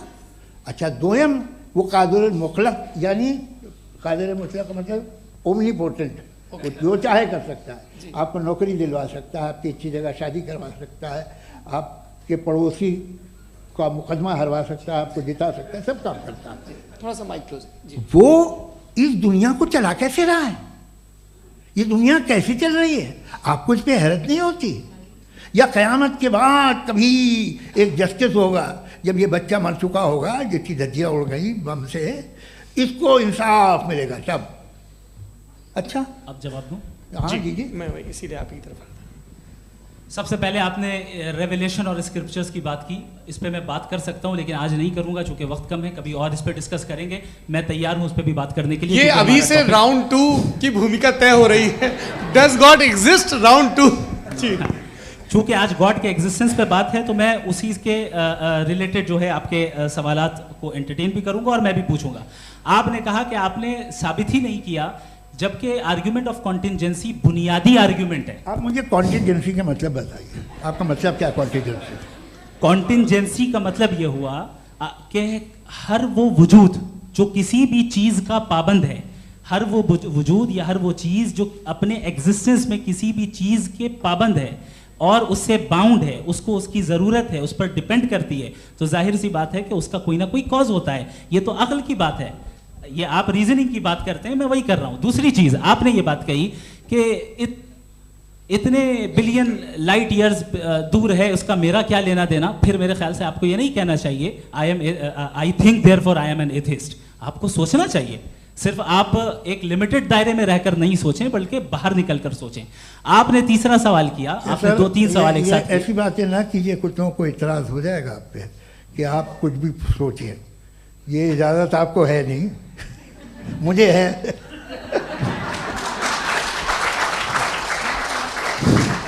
जी, आपने प्रॉब्लम ऑफ इविल के ताल्लुक से सवाल किया और बार बार आप एक लफ्ज रिपीट कर रहे हैं कि ओमनीपोटेंट गॉड है। ऑल पावरफुल गॉड है। यही तो दरअसल समझना है कि गॉड का कॉन्सेप्ट क्या है। प्रॉब्लम ऑफ इविल जो है, प्रॉब्लम ऑफ इविल दर हकीकत दो असम्पशंस पर कायम है। अगर आप इन दो असम्पशंस को समझ जाएं तो ये प्रॉब्लम नहीं रहेगी, आर्ग्यूमेंट आपको समझ में आ जाएगी कि ये कोलैप्स कर जाता है। पॉइंट नंबर 1, यानी जो आपका सबसे पहला फॉल्स असम्पशन है कि गॉड मर्सीफुल है, ओमनीपोटेंट है, दुनिया में जुल्म हो रहा है। लेकिन आपको ये समझना चाहिए कि हमारे वर्ल्ड व्यू के मुताबिक गॉड सिर्फ ओमनीपोटेंट और सिर्फ मर्सीफुल नहीं है, बल्कि वो ऑल वाइज भी है और वो ऑल नोइंग भी है। उसके हर काम के पीछे हिकमत और विजडम है। ये कोई जरूरी नहीं है कि वो हिकमत और विजडम आपको समझ में आए या मुझे समझ में आए। अगर आप जो समझ रहे हैं उसके मुताबिक आप फैसला कर रहे हैं, ये लिमिटेड पर्सपेक्टिव से आर्ग्यूमेंट है। और इस चीज को हम अपनी दुनिया में, अपने लाइफ में, डेली लाइफ में इस प्रिंसिपल को एक्सेप्ट करते हैं। हम जब किसी डॉक्टर के पास जाते हैं, डॉक्टर के पास जाकर वो अगर उसने हमें कोई दवाई दी है तो हम ये तो नहीं कहते कि जब तक आपके पास जितना नॉलेज और जितना विजडम नहीं है, आपने क्यों ये दवाई दी है, तब तक हम इस चीज को एक्सेप्ट नहीं करेंगे। नहीं कहते, हम उसकी अथॉरिटी को तस्लीम करते हैं। क्यों? क्योंकि उसकी हम जानते हैं कि वो नॉलेजेबल है, वो विजडम वाला है, हमसे ज्यादा नॉलेज और हमसे ज्यादा विजडम है। बताएं सर। नहीं, डॉक्टर में और खुदा में बड़ा डिफरेंस है। डॉक्टर पढ़ा लिखा होता है एक, तो मैं उसकी बात सुनूंगा। दो ये नहीं कुछ जवाब तो ये भी नहीं है सर। प्लीज, अगर सब ऑडियंस से बोलने लगेंगे तो फिर मतलब नहीं सिविलाइज्ड बहस का। मतलब आप ये कहें कि चूंकि आप डॉक्टर पे बिलीव करते हैं इसलिए खुदा पे बिलीव कीजिए, क्या ये मिसाल आपको समझाने के लिए आर्ग्यूमेंट है, इस पे आपको एतराज नहीं है। तो सिंपल बात ये है कि मैं अगर ये यकीन कर रहा हूँ कि एक ओमनीपोटेंट, उसकी मसलहत है, ये जो बच्चे मर रहे हैं ये मसलहत है उसकी, मुझे नहीं चाहिए थी मसलहत, उसकी मसलहत नहीं, यही तो समझना है। मतलब एक्सपीरियंस। अच्छा, इस आपने अभी मेरी बात पूरी सुनी नहीं। मैंने कहा आपका पूरा आर्ग्यूमेंट दो फॉल्स असम्पशंस पर है। एक फॉल्स असम्पशन मैंने बता दिया, दूसरा फॉल्स असम्पशन ये है कि इस दुनिया में इविल के होने का कोई गुड रीजन नहीं है, जबकि हमारे पास बाज रीजंस मौजूद हैं, हमारे पास बाज वजूहात मौजूद हैं।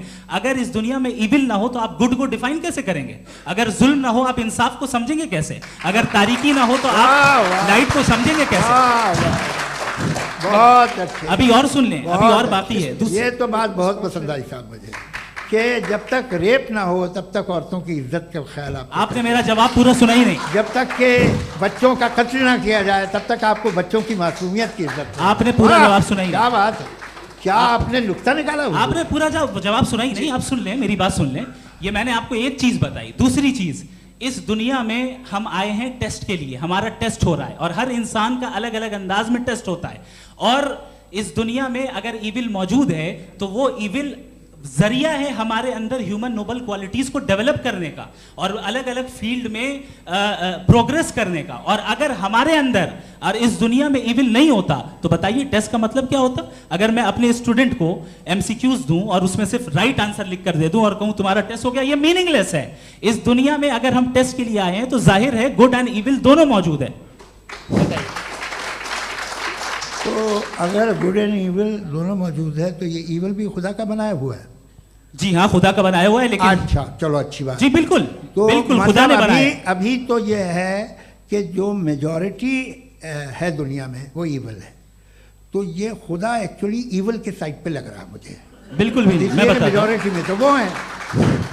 क्या बात कर रहे हैं भाई आप? कोई भी जो मुंसिफ होगा, चाहे आपका अपना घर हो जिसके आप सबसे बड़े हैं, चाहे आपकी ऑर्गेनाइजेशन हो जो आप चलाते हैं, वहां पर आप इविल रखेंगे साबित करने को कि बाकी लोग शरीफ हैं? मेरी बात सुनिए। क्या ये आर्ग्यूमेंट ही गलत है? अगर कि जब तक के कोई इविल नहीं होगा तब तक के शरीफ आदमी शरीफ नहीं लगेगा। अगर एग्जामिनर गलत ऑप्शन दे रहा है तो एग्जामिनर इविल नहीं हो गया, जो गलत ऑप्शन को सेलेक्ट कर रहा है वो फेल होगा।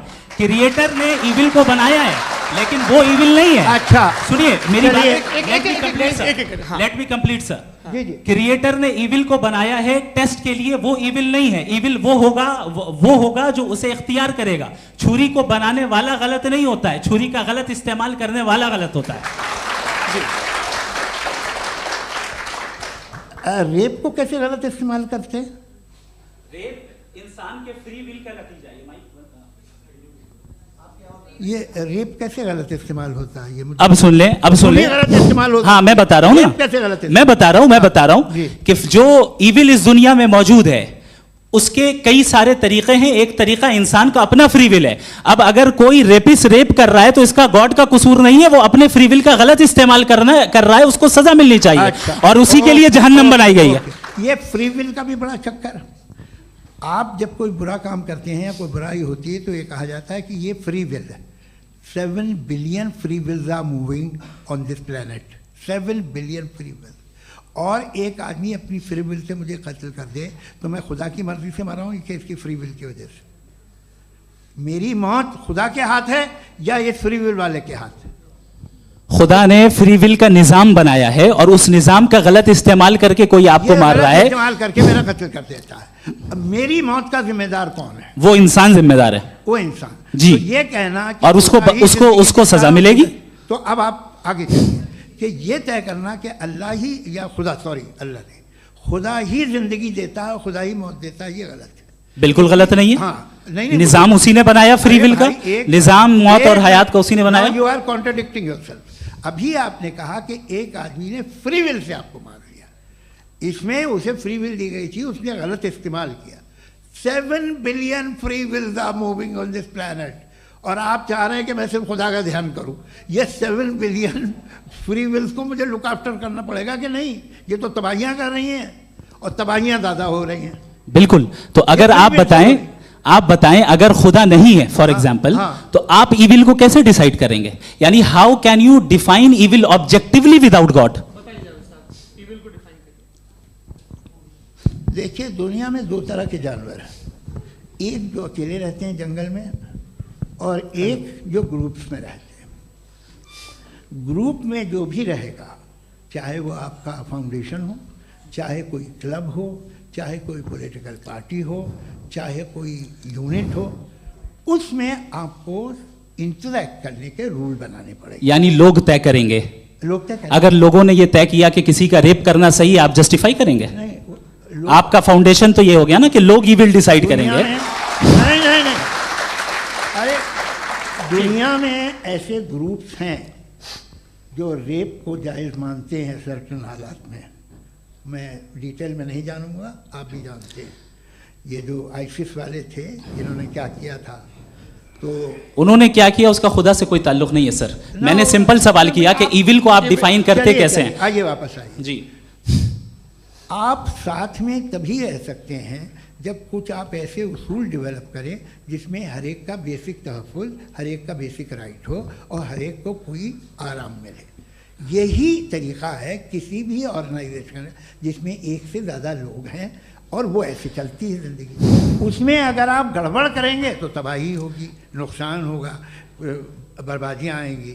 और अगर उसमें आप घर ले लीजिए ना, एक हस्बैंड है, एक वाइफ है, बच्चे हैं, वालदा भी हैं, 2 बहनें भी हैं, एक भाई भी है। अब इसमें कोई निज़ाम आपको चाहिए साथ में रहने का और एक दूसरे पे भरोसा रहे, एक दूसरे के बहीख्वाह हों, एक दूसरे की मदद करें, ऐसी जिंदगी। सर आपकी बात आ गई। आप ये कह रहे हैं कि लोग डिसाइड करेंगे क्या सही है क्या गलत है, यही है? मेजॉरिटी डिसाइड करेगी क्या सही है क्या गलत है? अरे भाई बिल्कुल। मेजॉरिटी अगर ये कहे कि नाजी जर्मनी के साथ जिस तरह मेजॉरिटी थी कि जेनोसाइड करना सही, आप जस्टिफाई करेंगे? उस वक्त आपका ये सवाल सिर्फ उसके बाद क्लोजिंग। हाँ, उस वक्त प्लेनेट पे जो लोग थे उनमें कितने लोग हिटलर को सही समझते? अच्छा, प्लेनेट की मेजॉरिटी तय करेगी, सोसाइटी की नहीं। प्लेनेट की मेजॉरिटी गॉड के एग्जिस्टेंस को सही मानती है, आप क्यों नहीं मानते?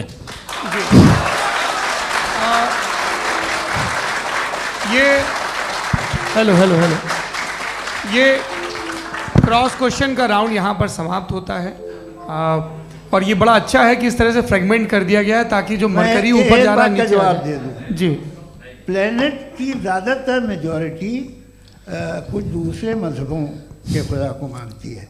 आप उन्हें क्यों नहीं? आप तो मेजॉरिटी की बात कर रहे हैं। अच्छा, ये क्लोजिंग आप ये कह रहे हैं इविल और गुड को डिसाइड मेजॉरिटी करेगी। मेजॉरिटी जो कर दे वो सही हो जाएगा। क्लोजिंग इसको जैसा आप ही लोगों ने तय किया है उसी फॉर्मेट को फॉलो कर लेते हैं।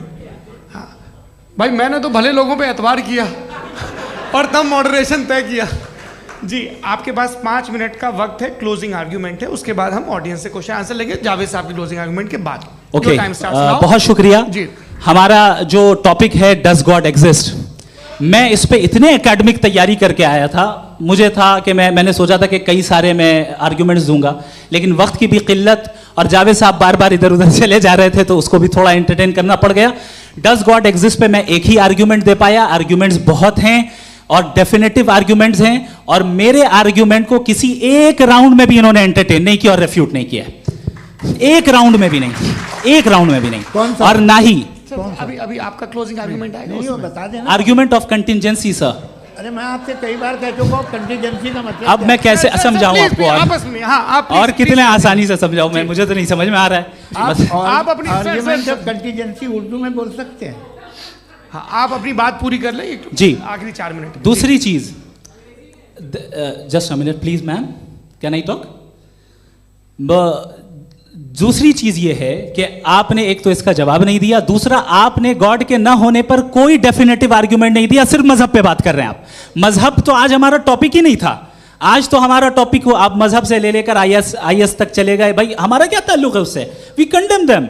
और उसका गॉड से क्या ताल्लुक है? अगर कोई गलत काम कर रहा है, किसी ने किसी को कत्ल किया, किसी ने किसी का रेप किया, उसको सजा मिलनी चाहिए। और आपके पास कोई भी rational strong foundation of morality नहीं है।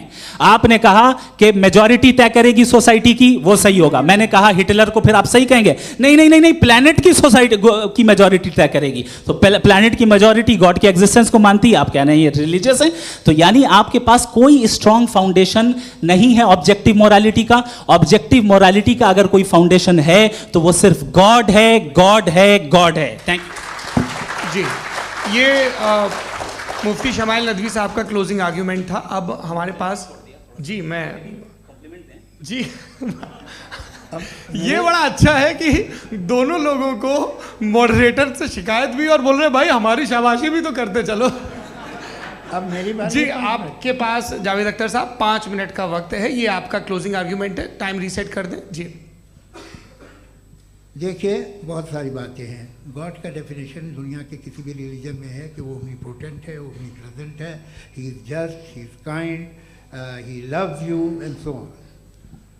मैं जब दुनिया देखता हूँ तो मुझे कोई ऐसा सुप्रीम पावर यहाँ दिखाई नहीं देती है जो इंसान की बहबूदी के लिए कुछ कर रही हो, कमज़ोर को बचा रही हो, मदद कर रही हो, जालिम को पीछे हटा रही हो। मैं नहीं देखा, तारीख़ में नहीं। एक तो अगर है और ये देख रहा है तमाशा, तो उसका होना न होना बराबर है। दोयम ये कि ये जो है, जब आप ये कहते हैं कि कायनात जिसकी कंटीजेंसी है, मैं देखिए वो लफ्ज़ इस्तेमाल किया मैं, तो ये कैसे हो सकती है भाई? और फ़ौरन आप सरेंडर कर देते हैं कि जाहिर है कि इसका बनाने वाला तो इससे 10,000 गुना ज़्यादा कॉम्प्लिकेटेड होगा। उस पर आपके होने पे कोई इतराज़ नहीं है। उसे वो टाइमलेस है, वो पहले से था, टाइम तो बहुत बाद में आया। ये सब आप मानने को तैयार है जिसका आपके पास कोई सबूत नहीं, आपके पास कोई रीज़न नहीं है। आपकी तारीख क्या है मज़हबों की? बिलीफ की, जो खुदाओं का बिलीफ है, ये कॉन्स्टेंटली गलत साबित होता रहा है। मतलब आप कहें कि अरिस्टोटल के ज़माने में तो सब जाहिल थे, वो भी इतने ही यकीन से खुदा पे यकीन रखते थे, जो अब नहीं रहा। ये भी नहीं रहेगा, आप लिख लीजिए। और इसके आसार आपको दुनिया में दिखाई देना शुरू हो चुके हैं। ये बहस क्या आज से 100 साल पहले इस तरह हो सकती थी? यहाँ तक तो आपको हम ले आए हैं। तो सर अरे इनको मदद की ज़रूरत नहीं भाई, ये सेल्फ सफिशिएंट आदमी है, आप क्यों इनकी मदद कर रहे हैं? Sir please. तो ये जो है तमाम बातें अपनी जगह हैं। ये एक पैकेज है। आप अकेले, कोई आदमी ऐसा नहीं जो सिर्फ गॉड को मानता हो, उसके साथ बहुत पैराफर्नेलिया आता है, अलग अलग पैराफर्नेलियाज आते हैं। They have always created chaos in the society. मैं तो आपको सीधा ऑफर देता हूँ कि दुनिया में 10 इम्पॉर्टेंट बिलीव्स हैं। आप 1 मानते हैं, 9 नहीं मानते, 9 में आप एथियस्ट हैं, 9 को आप बिल्कुल रीजनेबली मेरी तरह देखते हैं। तो 90 मजहबी आदमी भी 90% एथियस्ट है, वो दूसरे खुदा नहीं मानता, एक खुदा मानता है अपना वाला, बाकियों को कहता है गलत है। अगर आप मानना ही बंद कर दें तो आपका 10% चांस है कि आप सही हैं और 90% चांस है कि आप गलत हैं। मेरा मशवरा है आप मानना छोड़ दिए तो 50% चांस होगा कि आप सही हैं और 50% चांस होगा, 40% आप गेन करेंगे बाय बिकमिंग एन एथियस्ट।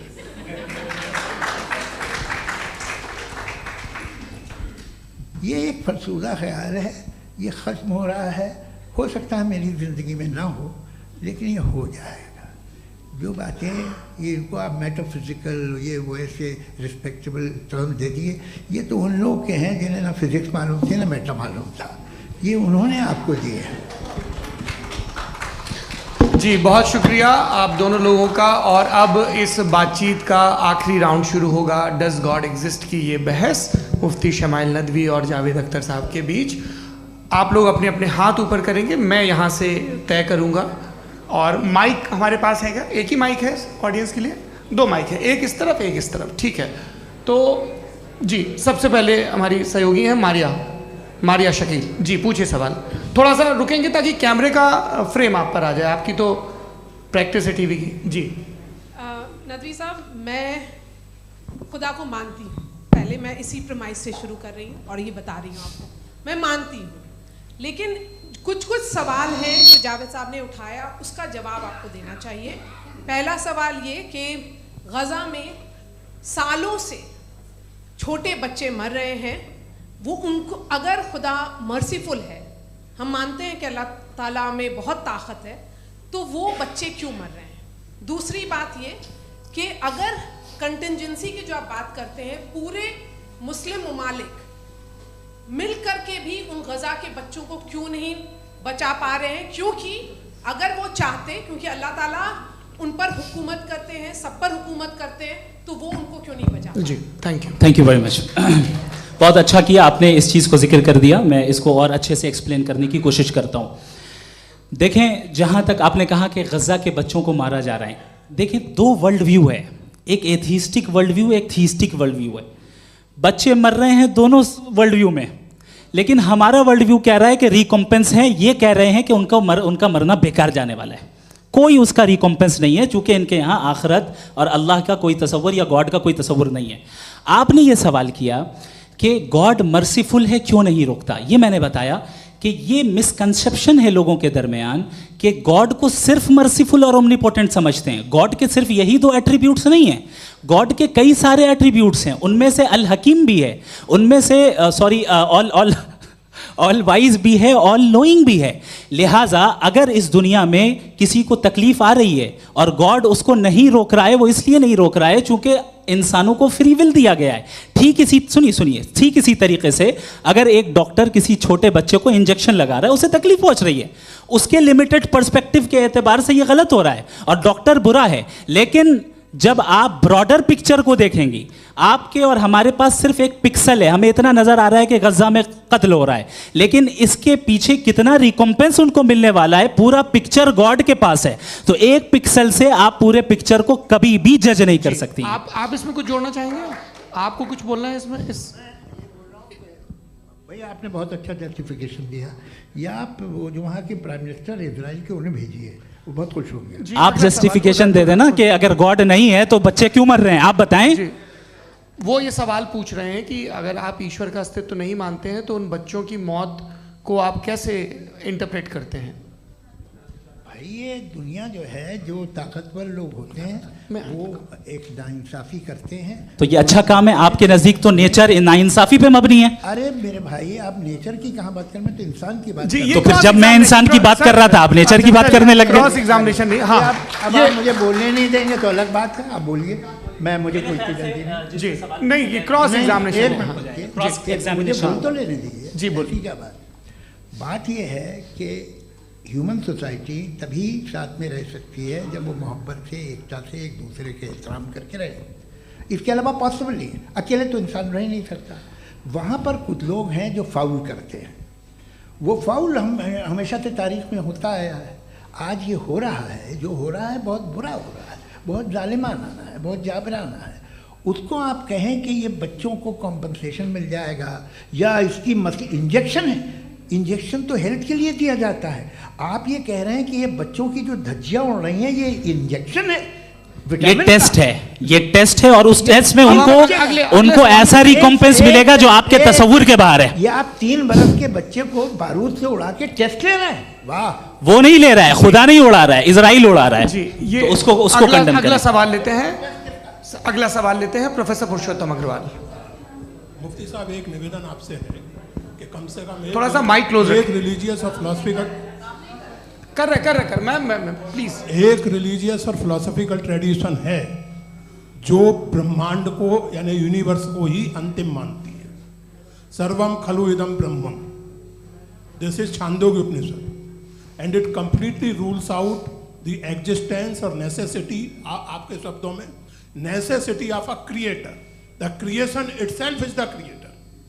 तो एक मिनट प्लीज। दूसरा जो सवाल आपने अभी, जो आप बार बार कह रहे हैं कि भगवान विद्वान भी है, वाइज, सब जानने वाला, तो अगर विजडम में दुनिया भर के पापों और अत्याचारों को बर्दाश्त करना शामिल है, तो फिर इसका मतलब ये हुआ कि अगर मैं फ्री विल से उसको अपोज करता हूं तो ईश्वर की विजडम और मेरी फ्री विल में कॉन्ट्राडिक्शन है। Because when I am opposing whatever is happening in Gaza, then I am opposing the God's will और गॉड्स विजडम। जवाब लेते हैं क्योंकि तो गॉड की विजडम में, एक मिनट सर प्लीज सर, ये एक जुमला, गॉड की विजडम है कि गाजा में जो कुछ हो रहा है वो हो रहा है, मैं उसको अपोज कर रहा हूं, तो मैं गॉड की विजडम के खिलाफ जा रहा हूं। एक सवाल। दूसरा ये नहीं, आपने दो ऑलरेडी, सर आप और सवाल कर लें, लेकिन मुझे दो जवाब दे सर, पहले आपने ये कहा, सुनिए मेरी बात सुनिए। भाई इजराइल के गॉड के मुताबिक तुम्हारा ठीक हो रहा है ना? नहीं हो रहा है, ठीक नहीं हो रहा है, मैं बता रहा हूँ क्या हो रहा है। आप तशरीफ रखें, मैं बता रहा हूँ क्या हो रहा है। Let me complete please. एक सेकंड गाइस, एक सेकंड। ये देखिए, ऐसा है कि ये सब बड़ा आपस में विचार विमर्श के बाद ये तय हुआ था कि कुछ नियम बना लिए जाएं ताकि एक टाइम बाउंड बातचीत चले। और भाई साहब, आप बड़ा जरूरी काम कर रहे हैं, लेकिन कैमरे के फ्रेम में आके उस काम को गड़बड़ कर दे रहे हैं। ठीक है गुरु, अब मेरे को कहीं का गुस्सा कहीं निकालना था, सॉरी। नहीं, कोई गुस्सा नहीं है जी। तो प्रोफेसर ने सवाल पूछे, आप उनके जवाब दें, और थोड़ा ये सब लोग थोड़ा ख्याल रखें भाई, सवाल संक्षिप्त रखें जी। आपने दो सवाल किया। सबसे पहला ये कहा कि हमारे पास ये कॉन्सेप्ट है कि ये यूनिवर्स खुद नेसेसरी बीइंग है, creation itself is the creator. How irrational is this कि मैं एग्जिस्ट करूंगा बाद में, लेकिन अभी एग्जिस्ट कर भी रहा हूं, यानी एक ही टाइम में एग्जिस्ट भी कर रहे हैं, नहीं भी कर रहे हैं। This is not true. दूसरी चीज आपने कहा कि अगर इजराइल में, सॉरी माफ कीजिएगा, Israel doesn't exist, occupied Palestine में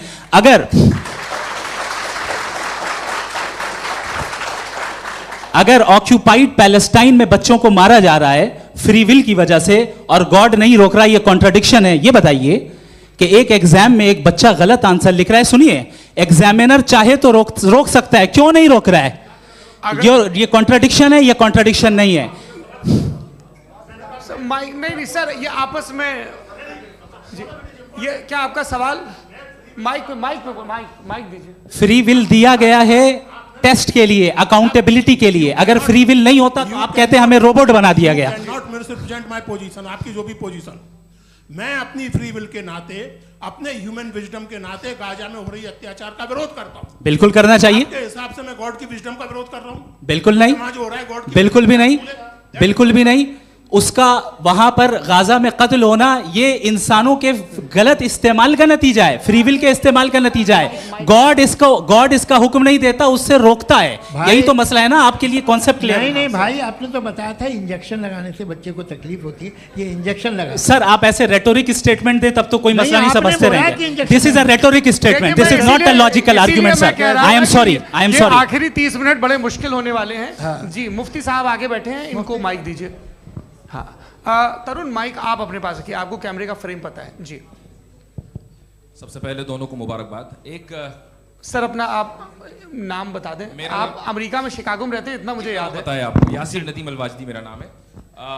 जावेद सर, आपसे एक क्वेश्चन है इन्फिनिट रिग्रेस के ताल्लुक से। एक हाइपोथेटिकल सिनेरियो है, मसलन अगर आप सर माइक थोड़ा सा प्लीज क्लोज रखिए जी। अगर आप शायर इसलिए हैं कि आपके कोई उस्ताद शायर थे, और वो इसलिए शायर थे कि उनके कोई उस्ताद शायर थे, और इसी तरीके से हम माजी में पीछे चलते चलते चले जाएं और कहीं ना रुके, तो माफ कीजिएगा आप कभी शायर नहीं हो सकते। लेकिन आप शायर हैं, आपका शायर एग्जिस्ट करता है, इसका मतलब ये है कि आप कहीं ना कहीं रुके हैं। तो मेरा सवाल ये है कि क्या आप इन्फिनिट रिग्रेस ऑफ कॉजेस को लॉजिकल फैलेसी मानते हैं या नहीं मानते? हाँ या ना? मैं इन्हें लॉजिकल फैलेसी नहीं मानता हूँ, लेकिन मेरा प्रॉब्लम यह है कि जब मैं नहीं मानता हूँ तो I will continue with this logic जो फैलेसी नहीं हो। आप एक जगह रुक जाते हैं जाके, आप कहते हैं ये गेंद कैसे बनी, ये जजीरा कैसे बना, ये समंदर कैसे बना, ये ज़मीन कैसे बनी, और अचानक गॉड पे जाके आपको ब्रेक लग जाता है। एक बार आप सवाल नहीं करते कि भाई इनको बनाने वाला तो इनसे भी कॉम्प्लिकेटेड होगा, वो कैसे बना, उसके बारे में आपने इत्मीनान कर लिया, वो हमेशा से है। तो अगर आप उसे हमेशा से मानते हैं तो फिर ये मान लीजिए कि कायनात हमेशा से है, क्या तकलीफ फिर हम वजूद में नहीं आते जी है? हम मौजूद नहीं। अच्छा सर क्यों नहीं हो मैं सकते? बताऊंगा प्लीज प्लीज। जैसे मैंने मिसाल दी आपके शेर की, आपका शेर कभी वजूद में ना आता अगर शायर इसी तरह चलते रहते हमेशा। जी माइक मेरे ख्याल से एक सेकंड। इन्फिनिट रिग्रेस का कॉन्सेप्ट क्लियर नहीं हो जी। पाया, ऐसे रहने दें, लेट्स मूव ऑन सर। ठीक है। हाँ, थोड़ा सा मॉडरेटर का भी ख्याल रखें। नहीं नहीं, आपने तो रखा है, आपने रखा है। यहाँ पे गौहर रजा साहब हैं, वो भी एक सवाल पूछना चाहते हैं। माइक यहाँ नीचे से ऑन कर दिए, नीचे। पहले तो ये कह दूं कि मैं उन बच्चों से शर्मिंदा हूं जिनको गज़ा में कत्ल किया गया, क्योंकि हमारे होते हुए कत्ल किया गया। लेकिन उससे ज़्यादा शर्मिंदगी इस बात से हुई कि मुझे लगा कि मुफ्ती साहब उसको जस्टिफाई कर रहे हैं। बिल्कुल भी नहीं, आप बहुत ही गलत। मुझे लगा मैं गलत हो सकता हूं। बिल्कुल गलत मैं है। सवाल पूछ रहा हूं। सवाल मैं देखिए, सवाल अगर पूछ रहा हूं। एक मैं जावेद भाई गौर से साहब, एक डिसएग्री गौर करता साहब, हूं। एक सेकंड देखिए, अगर देखिए ऐसा एक सेकंड आप सर वेट अरे आप कुछ मेरे पहले मुझे अपनी बात कह लेने दीजिए। अगर ऑडियंस तय करेगी तो फिर मॉडरेटर का मतलब नहीं। मेरा आप सबसे ये कहना है, ये बहस दो लोगों के बीच में है, एक तरफ मुफ्ती साहब, एक तरफ जावेद साहब। पिछले 1.5 घंटे से ये लोग अपने अपने तर्क रख रहे हैं। आपकी इनसे इत्तेफाकी हो सकती है, ना इत्तेफाकी हो सकती है। मेरे उस्ताद मुझे सिखा गए हैं कि मुखामुखम में असहमति की गुंजाइश बची रहनी चाहिए। अगर मैं आपकी बहुत इज्जत करता हूं गौहर साहब, आपने जो कमाल की किताबें लिखी, साइंटिफिक टेम्परामेंट, लेकिन मेरी ये गुजारिश है आप सबसे कि यदि आप इन लोगों ने जो बोला उन पर टिप्पणियां करेंगे तो ना वक्त की पाबंदी रहेगी, ना वो अनुशासन। आप सवाल पूछ लें, उस सवाल में जो बात आ जाए वो आ जाए। मैं जावेद साहब से डिसएग्री करता हूं, इसलिए जावेद साहब से सवाल पूछ रहा हूं। आपका सवाल जावेद अख्तर साहब से। और सवाल ये है मेरा कि जावेद साहब ने कई बार लॉजिक का इस्तेमाल किया कि साइंस में लॉजिक है और रिलीजन में लॉजिक नहीं है। मेरा ख्याल ये है कि रिलीजन में भी लॉजिक है, लेकिन उस लॉजिक की बेसिस ये है कि आप रुक जाते हैं, जिसका जिक्र जावेद साहब ने बार बार किया, यानी खुदा के तसव्वुर पे आते हुए, गॉड के तसव्वुर पे आते हुए रुक जाते हैं।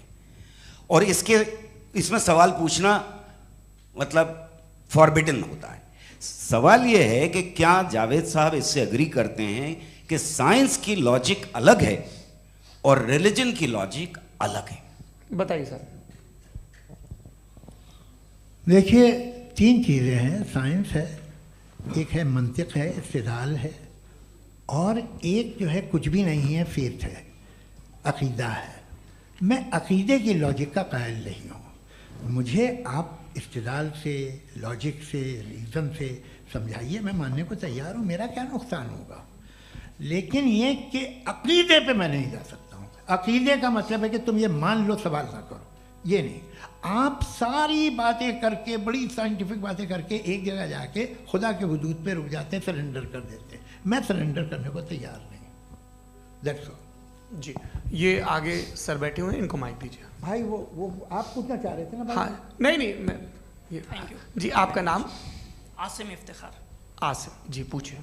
सर, जावेद सर से सवाल है कि आपने अपने माइक थोड़ा करीब रखिए। अपने क्लोजिंग स्टेटमेंट में बात कही थी कि मज़हब का जो फ्यूचर है वो ज़्यादा दिन नहीं जाने वाला है। लेकिन मैं देख पा रहा हूँ कि जो ऑक्सफोर्ड यूनिवर्सिटी की एक स्टडी है 2011 में हुई है, जिसके 50 एकेडमिशियंस ने इसको अंजाम दिया था, उसमें वो ये कहते हैं कि जो फेथ इन गॉड है वो इनबिल्ट है ह्यूमन नेचर के अंदर, जिसको हम कहते हैं फितरत के अंदर शामिल है वो। और वो ये कहते हैं कि अगर कोई ये समझता है कि मज़हब को वो ख़त्म कर देगा तो ये उसकी गलत फहमी है। तो आप इसके बारे में, इस स्टडीज़ के बारे में क्या कहते हैं? ठीक है, मैं उनसे एग्री नहीं करता हूँ। वो कौन से प्रोफेसर होंगे? ऐसा उनके क्या पास डेटा है, इन्होंने डेटा के बेस होगा। डेटा क्या हो सकता है? फ्यूचर का डेटा तो नहीं हो सकता ना उनके पास। प्रेजेंट का डेटा हो सकता है। डेटा आपने सुना 100 साल पहले का बाद का डेटा? मैंने तो नहीं सुना आज तक। तो आज उनकी ये राय है और होगी राय। ठीक है, दुनिया में तरह तरह की राय है लोग, लेकिन मैं समझता हूँ कि वक्त के साथ इंसान ज़्यादा से ज़्यादा रीज़नेबल और लॉजिकल होता जा रहा है। आज आप देखिए वेस्टर्न यूरोप में क्या परसेंटेज है नॉन बिलीवर्स की, बहुत हाई, वहाँ चर्च खाली पड़े होते हैं। तो अल्टीमेटली तो इंसान कोई ऐसी बात बहुत अरसे तक नहीं मान सकेगा, चाहे गलत या सही, जो उससे उसके दिमाग को, उसके जहन को, उसके लॉजिक को अपील न करे। वो कह रहे हैं तो ऑक्सफोर्ड के होंगे तो कैम्ब्रिज के होंगे, तो मुझे क्या लेना देना, उनका डेटा मुस्तकबिल का नहीं हो सकता है। जी दीपक, हाँ पूछिए। मैं आऊँगा, अभी पीछे की साइड भी आऊँगा, माइक वहीं भेजूंगा 2-3 साल के लिए। जी जावेद साहब, आपसे सवाल है। नमस्ते। अरे भाई सर, अगर आप ही लोग तय करना है तो फिर 200 लोग तय कर लें। नहीं sir, please don't do this sir. Everybody has a right sir, but we can only take selected questions. No sir, ये यंग लोग भी हैं तो इनकी ये अब उतने यंग, भाई आप यंग हैं कि नहीं हैं? वो कह रहे हैं वो भी यंग हैं साहब, आप उनकी नौजवानी पर दावा उनको ही करने थे। हाँ मुफ्ती साहब आप यंग, हाँ पूछे। अरे भैया सर मेरा सवाल ये है, कुछ इनसे भी तो पूछो। जी नहीं, बस आपसे एक सवाल है। जैसे थीस्टों के पास अपने जो ईश्वर को मानते हैं उनके पास अपने सोशल गेट टुगेदर्स हैं, 5 रोज़ आज क्रिसमस आने वाला है, होली है, दिवाली है, ईद है। एथिस्ट क्या ऑफर कर रहे हैं? मतलब मैं इनकी दुकान से मैं आना चाहता हूँ उस तरफ, पर मैं अट्रैक्ट नहीं हो पा रहा हूँ। मैं सोशल गेट टुगेदर्स क्या है आपके पास? वो ये कह रहे हैं कि जो धार्मिक लोग हैं, अलग अलग धर्म के लोग, उनके उत्सव त्योहार, कांग्रेगेशन बहुत हैं। अब आपको मैं एक सुनाता हूँ, यहाँ हिस्टोरियन भी बैठे हैं, मृदुला जी आप बताइएगा सही है क्या। ये एक कॉन्स्टेंटाइन, एक ग्रीक रोमन बादशाह था, जो क्रिश्चियनिटी आने के 400 साल बाद उसने डिसाइड किया कि मैं क्रिश्चियन हो जाऊंगा, मेरी पूरी स्टेट कैंसिल हो जाएगी। उस ज़माने में ऐसे ही होता था, राजा जो धर्म इख्तियार करता था वो जनता भी कर लेती थी, इसलिए कि वो हो गया था बैंकक्रप्ट, और उसे जो मेडिटेरियन कोस्ट के रिच क्रिश्चियन वो थे मर्चेंट, उससे पैसा चाहिए था। तो उसने कहा यार क्रिश्चियन हो जाओ। तो उसने अपने वजीर से कहा कि भाई ये हिस्ट्री है कि अब हम लोग क्रिश्चियन हो जाते हैं।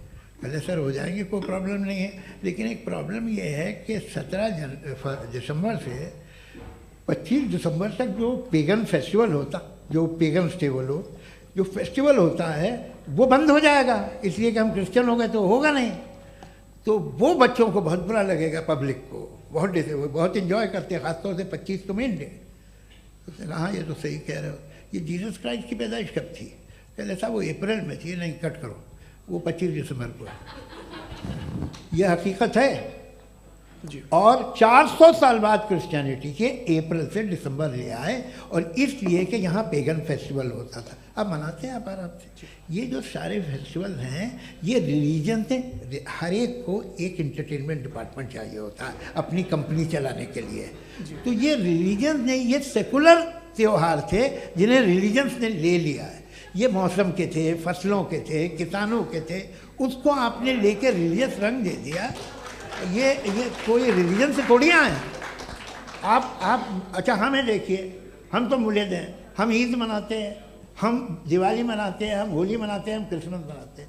बम्बई की फिल्म इंडस्ट्री की सबसे बड़ी होली हमारे घर में, सबसे बड़ी ईद हमारे घर में। वो हमारे सोशल वो है, हमारे हेरिटेज है। ऐसा थोड़ी है कि we will throw the baby along with the water. ये तो अच्छी चीज़ है, इन्हें रखो, जो बेकार है फेंक दो। जी हाँ, हेलो जी, मेरा सवाल नादवी जी से है।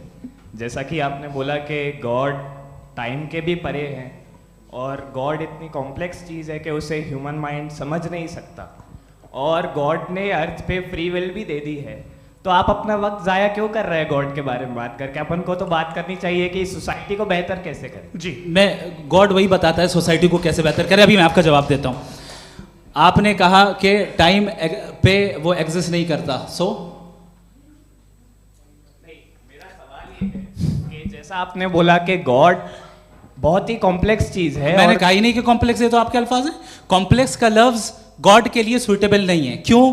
क्योंकि कॉम्प्लेक्स वो चीजें होती हैं जो ऑब्जेक्ट हो। God is not an object जिसको आप इंस्ट्रूमेंट के जरिए लेबोरेटरी में जाके टेस्ट करें, oh it's very complex. No, वो कोई कार का इंजन नहीं है। मेरा वो फिलोसॉफिकली नेसेसरी बीइंग ऐसी बीइंग है जो सिंपल बीइंग है। हाँ, आप उसको मुकम्मल तौर पे उसकी तमाम हिकमतों को जान ले और हर चीज को जान ले, ये पॉसिबल नहीं है, क्योंकि वो ऑल वाइज है, आप ऑल वाइज नहीं है, और वो खुदा है, वो आपको सारी चीजें बता दे, ये जरूरी नहीं।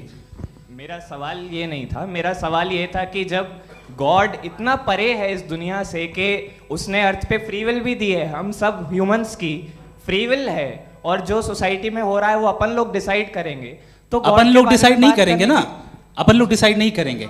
गॉड जो है, गॉड ने वो उसकी जात, उसकी एग्जिस्टेंस टाइम एंड स्पेस से परे है, लेकिन वो हमारा टेस्ट ले रहा है और उसी गॉड ने हमें बताया कि तुम्हें क्या करना है क्या नहीं करना है, तो जाहिर है उस गॉड की बात सुनेंगे ना हम। जी, वो पीछे एक चश्मा लगाया जो मैम खड़ी हैं, उनको दीजिए। हाँ, आप जी जी बिल्कुल आएंगे। देखिए मैं कोशिश कर रहा हूँ सब तरफ जाने की। हाँ, उनको दीजिए माइक। जी, हेलो सर, मैं ओमनी प्रेजेंट नहीं हूँ, टाइम पाबंद हूँ और जहाँ तक कोशिश कर सकता हूँ करूँगा। जी, अपना नाम बताइए। मेरा नाम उर्सुला है, मैं दिल्ली यूनिवर्सिटी की एक स्टूडेंट हूँ और मैं स्टूडेंट फेडरेशन ऑफ इंडिया से हूँ। मेरा सवाल मुफ्ती जी से है कि इस हॉल के इस कमरे में बैठ के हम लोग रेप की मोरालिटी के बारे में फिलोसफिकली बात तो कर सकते हैं, बट असलियत ये है कि रोज़मर्रा की ज़िंदगी में औरतें रेप के थ्रू गुजरती हैं, और हम लोग सिर्फ नंबर्स पे इस तरह नहीं देख सकते, क्योंकि कितनी औरतें हैं इन कंट्रीज़ में जहाँ पे आप बता रहे हैं कि केसेस कम हैं, जिनका एक्सेस है कि वो जाके केस फाइल कर सकें। कितनी औरतें हैं जो जिनको काम करने की आज़ादी है उन कंट्रीज़ में। यूरोप में ये आज़ादी आ गई, यूरोप में ये रूल्स आ गए, तो हम आज उसके बारे में बात कर पा रहे हैं। जी, जवाब। आपने ये कहा कि कमरे में बंद होकर हम लोग इस पर फिलोसफिकली बात कर सकते हैं, लेकिन हकीकत में क्या हो रहा है, वो ग्राउंड लेवल पे क्या हो रहा है जो बहुत गलत हो रहा है, और वो सफ़र कर रही हैं। आई एग्री, बहुत गलत हो रहा है, और जो गलत हो रहा है उसको हमें रोकना है। और क्यों रोकना है, वो गलत क्यों है, हमारे पास इसका ऑब्जेक्टिव फाउंडेशन है, इनके पास उसका ऑब्जेक्टिव फाउंडेशन नहीं है। मैं ये कहना चाह रहा हूँ कि जहाँ पे भी जुल्म हो रहा है, जहाँ पे भी औरत पे जुल्म हो रहा है, या उसकी इज्जत लूटी जा रही है, या उसे तकलीफ पहुँचाई जा रही है, और सिर्फ औरत नहीं, किसी इंसान के ऊपर भी जुल्म हो रहा है, तो उसके खिलाफ खड़ा होना, ये मॉरलिटी हमारे पास गॉड के पास से आई है। वरना जावेद साहब तो कह रहे हैं कि जो है मेजॉरिटी डिसाइड करेगी, तो मेजॉरिटी तो कभी भी बदल सकती है। क्या आप ये थोड़ी सी आपको गलतफहमी है। मैं अगर मेरे जुमले से ये मदना निकला या मैंने कहा, तो ये जुमला मैं वापस लेता हूँ, ये मेरा मतलब ही नहीं था कि मेजॉरिटी डिसाइड करेगी। मेजॉरिटी डिसाइड करे तो दुनिया में बड़ी, वैसे आपने कहा था ये जुमला। अच्छा, हो सकता है, मैं मान रहा हूँ, बाद में रिकैप कर लेंगे। अरे एक सेकंड, मैं अपनी एक्सप्लेनेशन देता हूँ। मुनासिब बात यह है कि हम सब के सब दिल में जानते हैं कि क्या अच्छा है क्या बुरा है, हमें पता है अच्छी तरह से। जो लोग बुरे काम करते हैं उन्हें भी मालूम अच्छा क्या है। यही तो सवाल था हजरत कि फिर ये मोरालिटी आई कहाँ से? Cross examination. हाँ जी, हाँ, मोरालिटी साथ रहने की डिजायर से आई, यानी साथ रहकर जो कुछ कह दे, जो कुछ कर दे, वो हो जाएगा। नहीं नहीं, तो आप कायदे से रह ही कर सकते हैं जब तक लोगों में मोरालिटी हो, वरना आप क्यास हो जाएगा। ये आपको कैसे पता? जी, हमने देखा ना, जहाँ मोरालिटी का क्यास हो गया, हम देखते हैं। कहाँ पे देखते भाई? दुनिया में। आप जो कह रहे हैं, आप कहीं पे अगर गलत हो रहा है तो उसको आप गलत देखिए। आप एपिस्टेमोलॉजी की बात कर रहे हैं, मैं ऑन्टोलॉजी की बात कर रहा हूँ। मैं इस बहस फाउंडेशन के बाद आप दोनों लोगों को चाय पे होस्ट करूंगा, वहां पे क्रॉस एग्जामिनेशन कर लीजिएगा। अभी ऑडियंस का हक मार रहे हैं आप लोग भाई, सर जस्ट लोग हैं आप लोग। और ये भाई ये हाँ, उधर आएंगे, जी सर आएंगे। अच्छा सर, मेरा नाम लईकुर रहमान है और मैं अलीगढ़ मुस्लिम यूनिवर्सिटी का स्टूडेंट हूँ, और जहाँ तक मुझे पता है कि sir you are also product of Aligarh Muslim University. मैं भी उसी चमन का बुलबुल। हाँ सर, तो बहुत खुशी हुई मुझे जान करके कि मैं आपसे मिलूंगा। सवाल सर, मेरा सवाल यह है, सर सैयद अलैहिर्रहमा का नज़रिया यह था कि खुदा के वजूद को अक़ल के दायरे में रह कर के तलाश करना, न कि पूरी तौर से उसका इनकार कर देना। Sir, how will you define it? नहीं, तो ये तो आप इन्हें बताइए। ये सवाल आपसे खुदा का वजूद साबित कर रहे हैं, तो सर आपने इनकार कर रखा है, इस वजह से मेरा क्वेश्चन उन्होंने यही सर से एक सेकंड, सर सैयद ने यही कहा ना कि अक्ल से आप खुदा के वजूद को साबित नहीं कर सकते, यही कहा ना भाई। वो उन्होंने कहा कर सकते हैं और वो कर दिया गया आज। वो फोन तलाश करना या साबित करना अक्ल से नहीं हो सकता। अरे सवाल तो सुन लीजिए जी। अक्ल से नहीं हो सकता है, यही कहा ना आपने। अक्ल से हो सकता है, अरे वो यही कह रहे हैं भाई, आप बता रहे हो सकता है, वो तो कुछ और। आप अगर सर देखो नौजवान फोन ले लो, वो इतनी कमाल की यूनिवर्सिटी है। अरे भाई दे दो ना जरा, एक मिनट दे दो भाई, मेरी बात सुनो, माइक पे बोलो ताकि जो लाखों लोग देख रहे हैं माइक दे दो ना। अरे देंगे ना माइक, तुम ठहरो तो। हाँ सर, मेरा सवाल ये था कि सर सैयद अलैहि रहमा का एक नज़रिया था अपना कि खुदा का जो वजूद है उसको अक़ल के दायरे में रह कर के तलाश करना है, न कि पूरे तौर से इनकार कर देना है। ये उनका कॉन्सेप्ट था। लेकिन मेरा सवाल ये है कि आप इसको कैसे डिफाइन करते हैं, एक्सप्लेन कैसे करेंगे, मैं आपसे जानना चाहता हूँ, क्योंकि you are the product of Aligarh Muslim University. मुझे अक़ल के दायरे में रख के मैंने बहुत तलाश की, मुझे मिला नहीं। हाँ ये इधर वो चश्मा लगाए जो, हाँ उनको दे दीजिए। जी जी फटाफट पूछिए, बस 5 मिनट है, 5 मिनट में खत्म हो रहा है। हाँ अस्सलाम वालेकुम मुफ्ती साहब, एंड मेरा सवाल जावेद अख्तर साहब से। क्या नाम है आपका? अरे भैया सब मुझे पूछ रहे हो। फैज पूछिए फैज साहब। तो मेरा सवाल ये है कि अभी जो एथियस्ट है वो problem of evil argument use कर रहे हैं अगेंस्ट मुस्लिम्स, राइट? कि इस दुनिया में इतना सारा ईविल है और अगेंस्ट मुस्लिम तो यहाँ अगेंस्ट थियस्ट। हाँ थोड़ा सा करेक्ट कर लीजिए भाई, पूरी मशक्कत ही इसी बात की थी कि किसी एक मजहब पे बात न टिके। जी, तो बेसिकली ये आर्ग्यूमेंट ऐसा है कि इस दुनिया में इतना ज़्यादा ईवल एग्जिस्ट करता है और अगर एक ऑल गुड गॉड है तो वो रोकता क्यों नहीं है?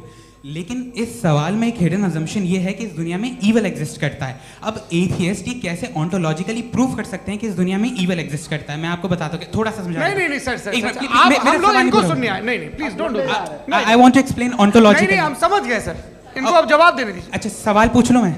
अभी तक क्या था वो मैं थोड़ा सा ऐड ऑन कर लेता हूँ। तुम गुरु, तो हम जब इसका राउंड 13 करेंगे ना तब तुमको स्टेज पे बिठाएंगे। जी तो हाँ जल्दी से।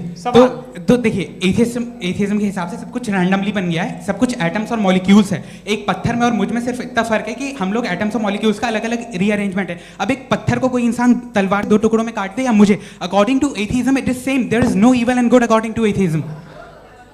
जी अच्छा, फैज साहब का सवाल ये है कि हाँ कोशिश भी करते तो इससे गलत सवाल नहीं कर पाते। एक लाइफ फॉर्म है और लाइफ फॉर्म में फीलिंग्स हैं, मतलब लाइफ फॉर्म सुनता है, देखता है, टेस्ट कर सकता है, फील कर सकता है, तो उसकी जो ये जो क्वालिटी इस बबल में आ गई हैं वो जानवर में भी है, इंसान में भी है। तो जाहिर है कि उसे कोई तकलीफ पहुंचेगी, तो चूंकि उसके पास वो सेंसिटिविटी है तो मैं करेगा। पत्थर में वो सेंसिटिविटी नहीं है। तो ये क्या सवाल हुआ कि अगर पत्थर को काटा तो पत्थर को तकलीफ नहीं होती, तो आपको काटे तो आपको क्यों तकलीफ हो? बैठ जाइए। जी हाँ अगला सवाल। हाँ पूछे जी जावेद अख्तर साहब। अरे भैया सब आप लोग मुफ्ती साहब को छोड़ रहे हैं, तो मेरे ही पीछे पड़े हैं क्या? फिर चलो बोलो भाई। You asked how God can exist when children die in Gaza. Huh? You asked how God can exist when children die in Gaza, and you also mentioned the rise of atheism in Europe. But the same events also are leading many atheists and non-believers to turn towards faith. How do you interpret this contradiction, where suffering pushes some away from God, yet brings others closer to belief? देखिए आपको एक बात बताऊं, दुनिया perfect तो कहीं भी नहीं है, हर जगह कुछ खामियां हैं। बेटा एक मिनट आप ही को कहेंगे, देखो वो तो कुछ खामियां, कमज़ोरियां, खराबियां सब जगह है। लेकिन अगर देखोगे ईमानदारी से कि दुनिया सबसे ज़्यादा महज़ब कहाँ है, एक आम शहरी को कहाँ हुकूक हासिल हैं, वो बोल सकता है, अपनी मर्ज़ी से काम कर सकता है, अपनी मर्ज़ी से राय दे सकता है, हुकूमत के ख़िलाफ़ बोल सकता है, बरसर इक़्तिदार लोगों के बारे में बोल सकता है, सरमायादारों के ख़िलाफ़ बोल सकता है। तो आपको ये स्कैंडिनेवियन कंट्रीज़ में मिलेगा, वेस्टर्न यूरोप में मिलेगा। मैं नहीं कह रहा वो परफेक्ट है, बिल्कुल नहीं, वहाँ बहुत ख़राबियाँ भी हैं, परफेक्ट तो कोई। लेकिन जिन जिन मुल्कों में, लैटिन अमेरिका देखो, गल्फ़ देखो, वहाँ पर आपको ये ज़रूर है कि रेप नहीं होते होंगे। रेप की ज़रूरत क्या है भाई? उसको तो ख़रीद लो, घर में रखो, सड़क पर रेप करने की क्या ज़रूरत है? मगर सुनिए, मगर हकीकत ये है कि वहाँ शख्सी आज़ादी राय देने की, बोलने की नहीं है। जी ये एक आखिरी सवाल मुफ्ती साहब से। हाँ मैम, इनको माइक दीजिए। शुक्रिया। मेरा नाम मनीषा है, मैं हरियाणा से आई हूँ। मैं मुफ्ती साहब से एक बात पूछना चाहती हूँ। आप बार बार जावेद साहब को कॉन्ट्राडिक्ट तो कर रहे हैं कि आपने ये कहा, लेकिन आप भी अजम्पशंस के बेसिस पे बात कर रहे हैं। आपने खुदा के होने का कौन सा प्रूफ पेश किया है, खुदा की एग्जिस्टेंस का? अब इस सवाल को अलग रहने दीजिए, कौन एथीस्ट है कौन नहीं है। और दूसरी बात जो आपने एक छोटी सी कही थी कि ये फ्री विल का इस्तेमाल करता है इंसान अपनी, लेकिन इस फ्री विल का इस्तेमाल में मतलब खुदा ने ये दे दी सबको ये इजाज़त कि वो कितना घिनौनापन और कितने ज़्यादा ख़राब से ख़राब तरीके इस्तेमाल कर सकते हैं। जवाब सुनते जी। आप फ्री विल को मानती है ना, या अब कहती है कि फ्री विल नहीं है ना? मानती है ना? तो अब आपके पास इसका कोई एक्सप्लेनेशन नहीं है कि अगर एक इंसान उस फ्री विल का इस्तेमाल करके गलत काम कर रहा है और बच के अच्छी ज़िंदगी गुजार के निकल जा रहा है, उसका कोई रिकम्पेंस नहीं है। हमारे वर्ल्ड व्यू में जो इंसान गलत काम कर रहा है उसको भी रिकम्पेंस यानी उसका बुरा बदला मिलना है, और जो सही काम कर रहा है उसको सही बदला मिलना है। लिहाजा जो फ्री विल है वो इस तरीके से है कि एक लिमिटेड टाइम तक खुदा ने मोहलत दी है। ऐसा ही नहीं कि छूट दे दी, जो करना है करते रहो हमेशा। वक्त आएगा जब एग्जाम का टाइम खत्म होगा तब रिजल्ट आएगा, दौराने एग्जाम जबरदस्ती आपको नहीं बताया जाएगा। अरे भाई एक सेकंड, जी एक सवाल मुफ्ती साहब से मेरा, मुफ्ती साहब से जी एक जी, सवाल। हाँ मैं भी- हाँ हाँ, मुफ्ती साहब, मैम रुक जाइए। आपसे फोन, आप इसके बाद पूछ आपसे लीजिएगा, माइक यहीं छीन रहेंगे वो। चुका। हाँ, बोलिए। मैं मुफ्ती मैम, साहब एक एक ही सेकंड। सवाल करता हूँ कि अगर जो हो रहा है फ्री विल से हो रहा है और एक दिन बरोज़ क़यामत इंसाफ होगा मैशर में वगैरह वगैरह, तो दुआ क्यों मांगते हैं लोग? दुआ मांगते हैं इसके मतलब है अभी भी उसने ये डिपार्टमेंट रखा है कि मैं रोज़मर्रा की ज़िंदगी में इंटरफेयर बिल्कुल बिल्कुल, ही कैन। तो तुम कैन हो, तुम मुझे नौकरी दिला देते हो, मेरे बेटे को ग्रीन कार्ड दिला देते हो, और 45,000 बच्चे मरते उन्हें रोकते नहीं हो। नहीं तो क्या आप ये कह रहे हैं कि इस दुनिया में जालिमों को कभी पकड़ ही नहीं होती है? अरे जो भी पकड़ होगी वो बच्चे रोते हैं। बिल्कुल, देखिए मैंने अपने ओपनिंग स्टेटमेंट में यही कहा था कि जनाब जावेद साहब सिर्फ इमोशनल आर्गुमेंट देंगे। This is an emotional argument. ये छोटे मोटे इसके पीछे का रीजन मैंने बताया क्या है, देखिए इसके पीछे का रीजन क्या है मैंने बताया। मंच से आप लोगों को सज्जनों इसलिए कह रहा हूं ताकि थोड़ा सा आपके कॉन्शियंस पे जोर रहे कि आपको ऑर्डर बचा के रखना है। वक्त तय हुआ था, ये वक्त पूरा हुआ, आपने इतने धैर्यपूर्वक सुना, मैं आप सबका बहुत बहुत शुक्रगुजार हूं। यदि इन दोनों विद्वानों की इच्छा होगी तो कभी हम इस बातचीत का राउंड 2, राउंड 3, यही तो देखिए खूबी है इंसान की कि बहस मुबाहसे में वो पड़ा रहता है। आप लोगों ने बड़े धैर्य का परिचय दिया, बहुत बहुत शुक्रिया। इसी के साथ ये बातचीत यहाँ पे समाप्त होती है। आप लोग को मैं एक बात बता दूं, ये सारी बहस हो गई, अब मुफ्ती साहब और बड़े मुफ्ती साहब इन साथ के साथ मैं खाना खाने वाला हूँ।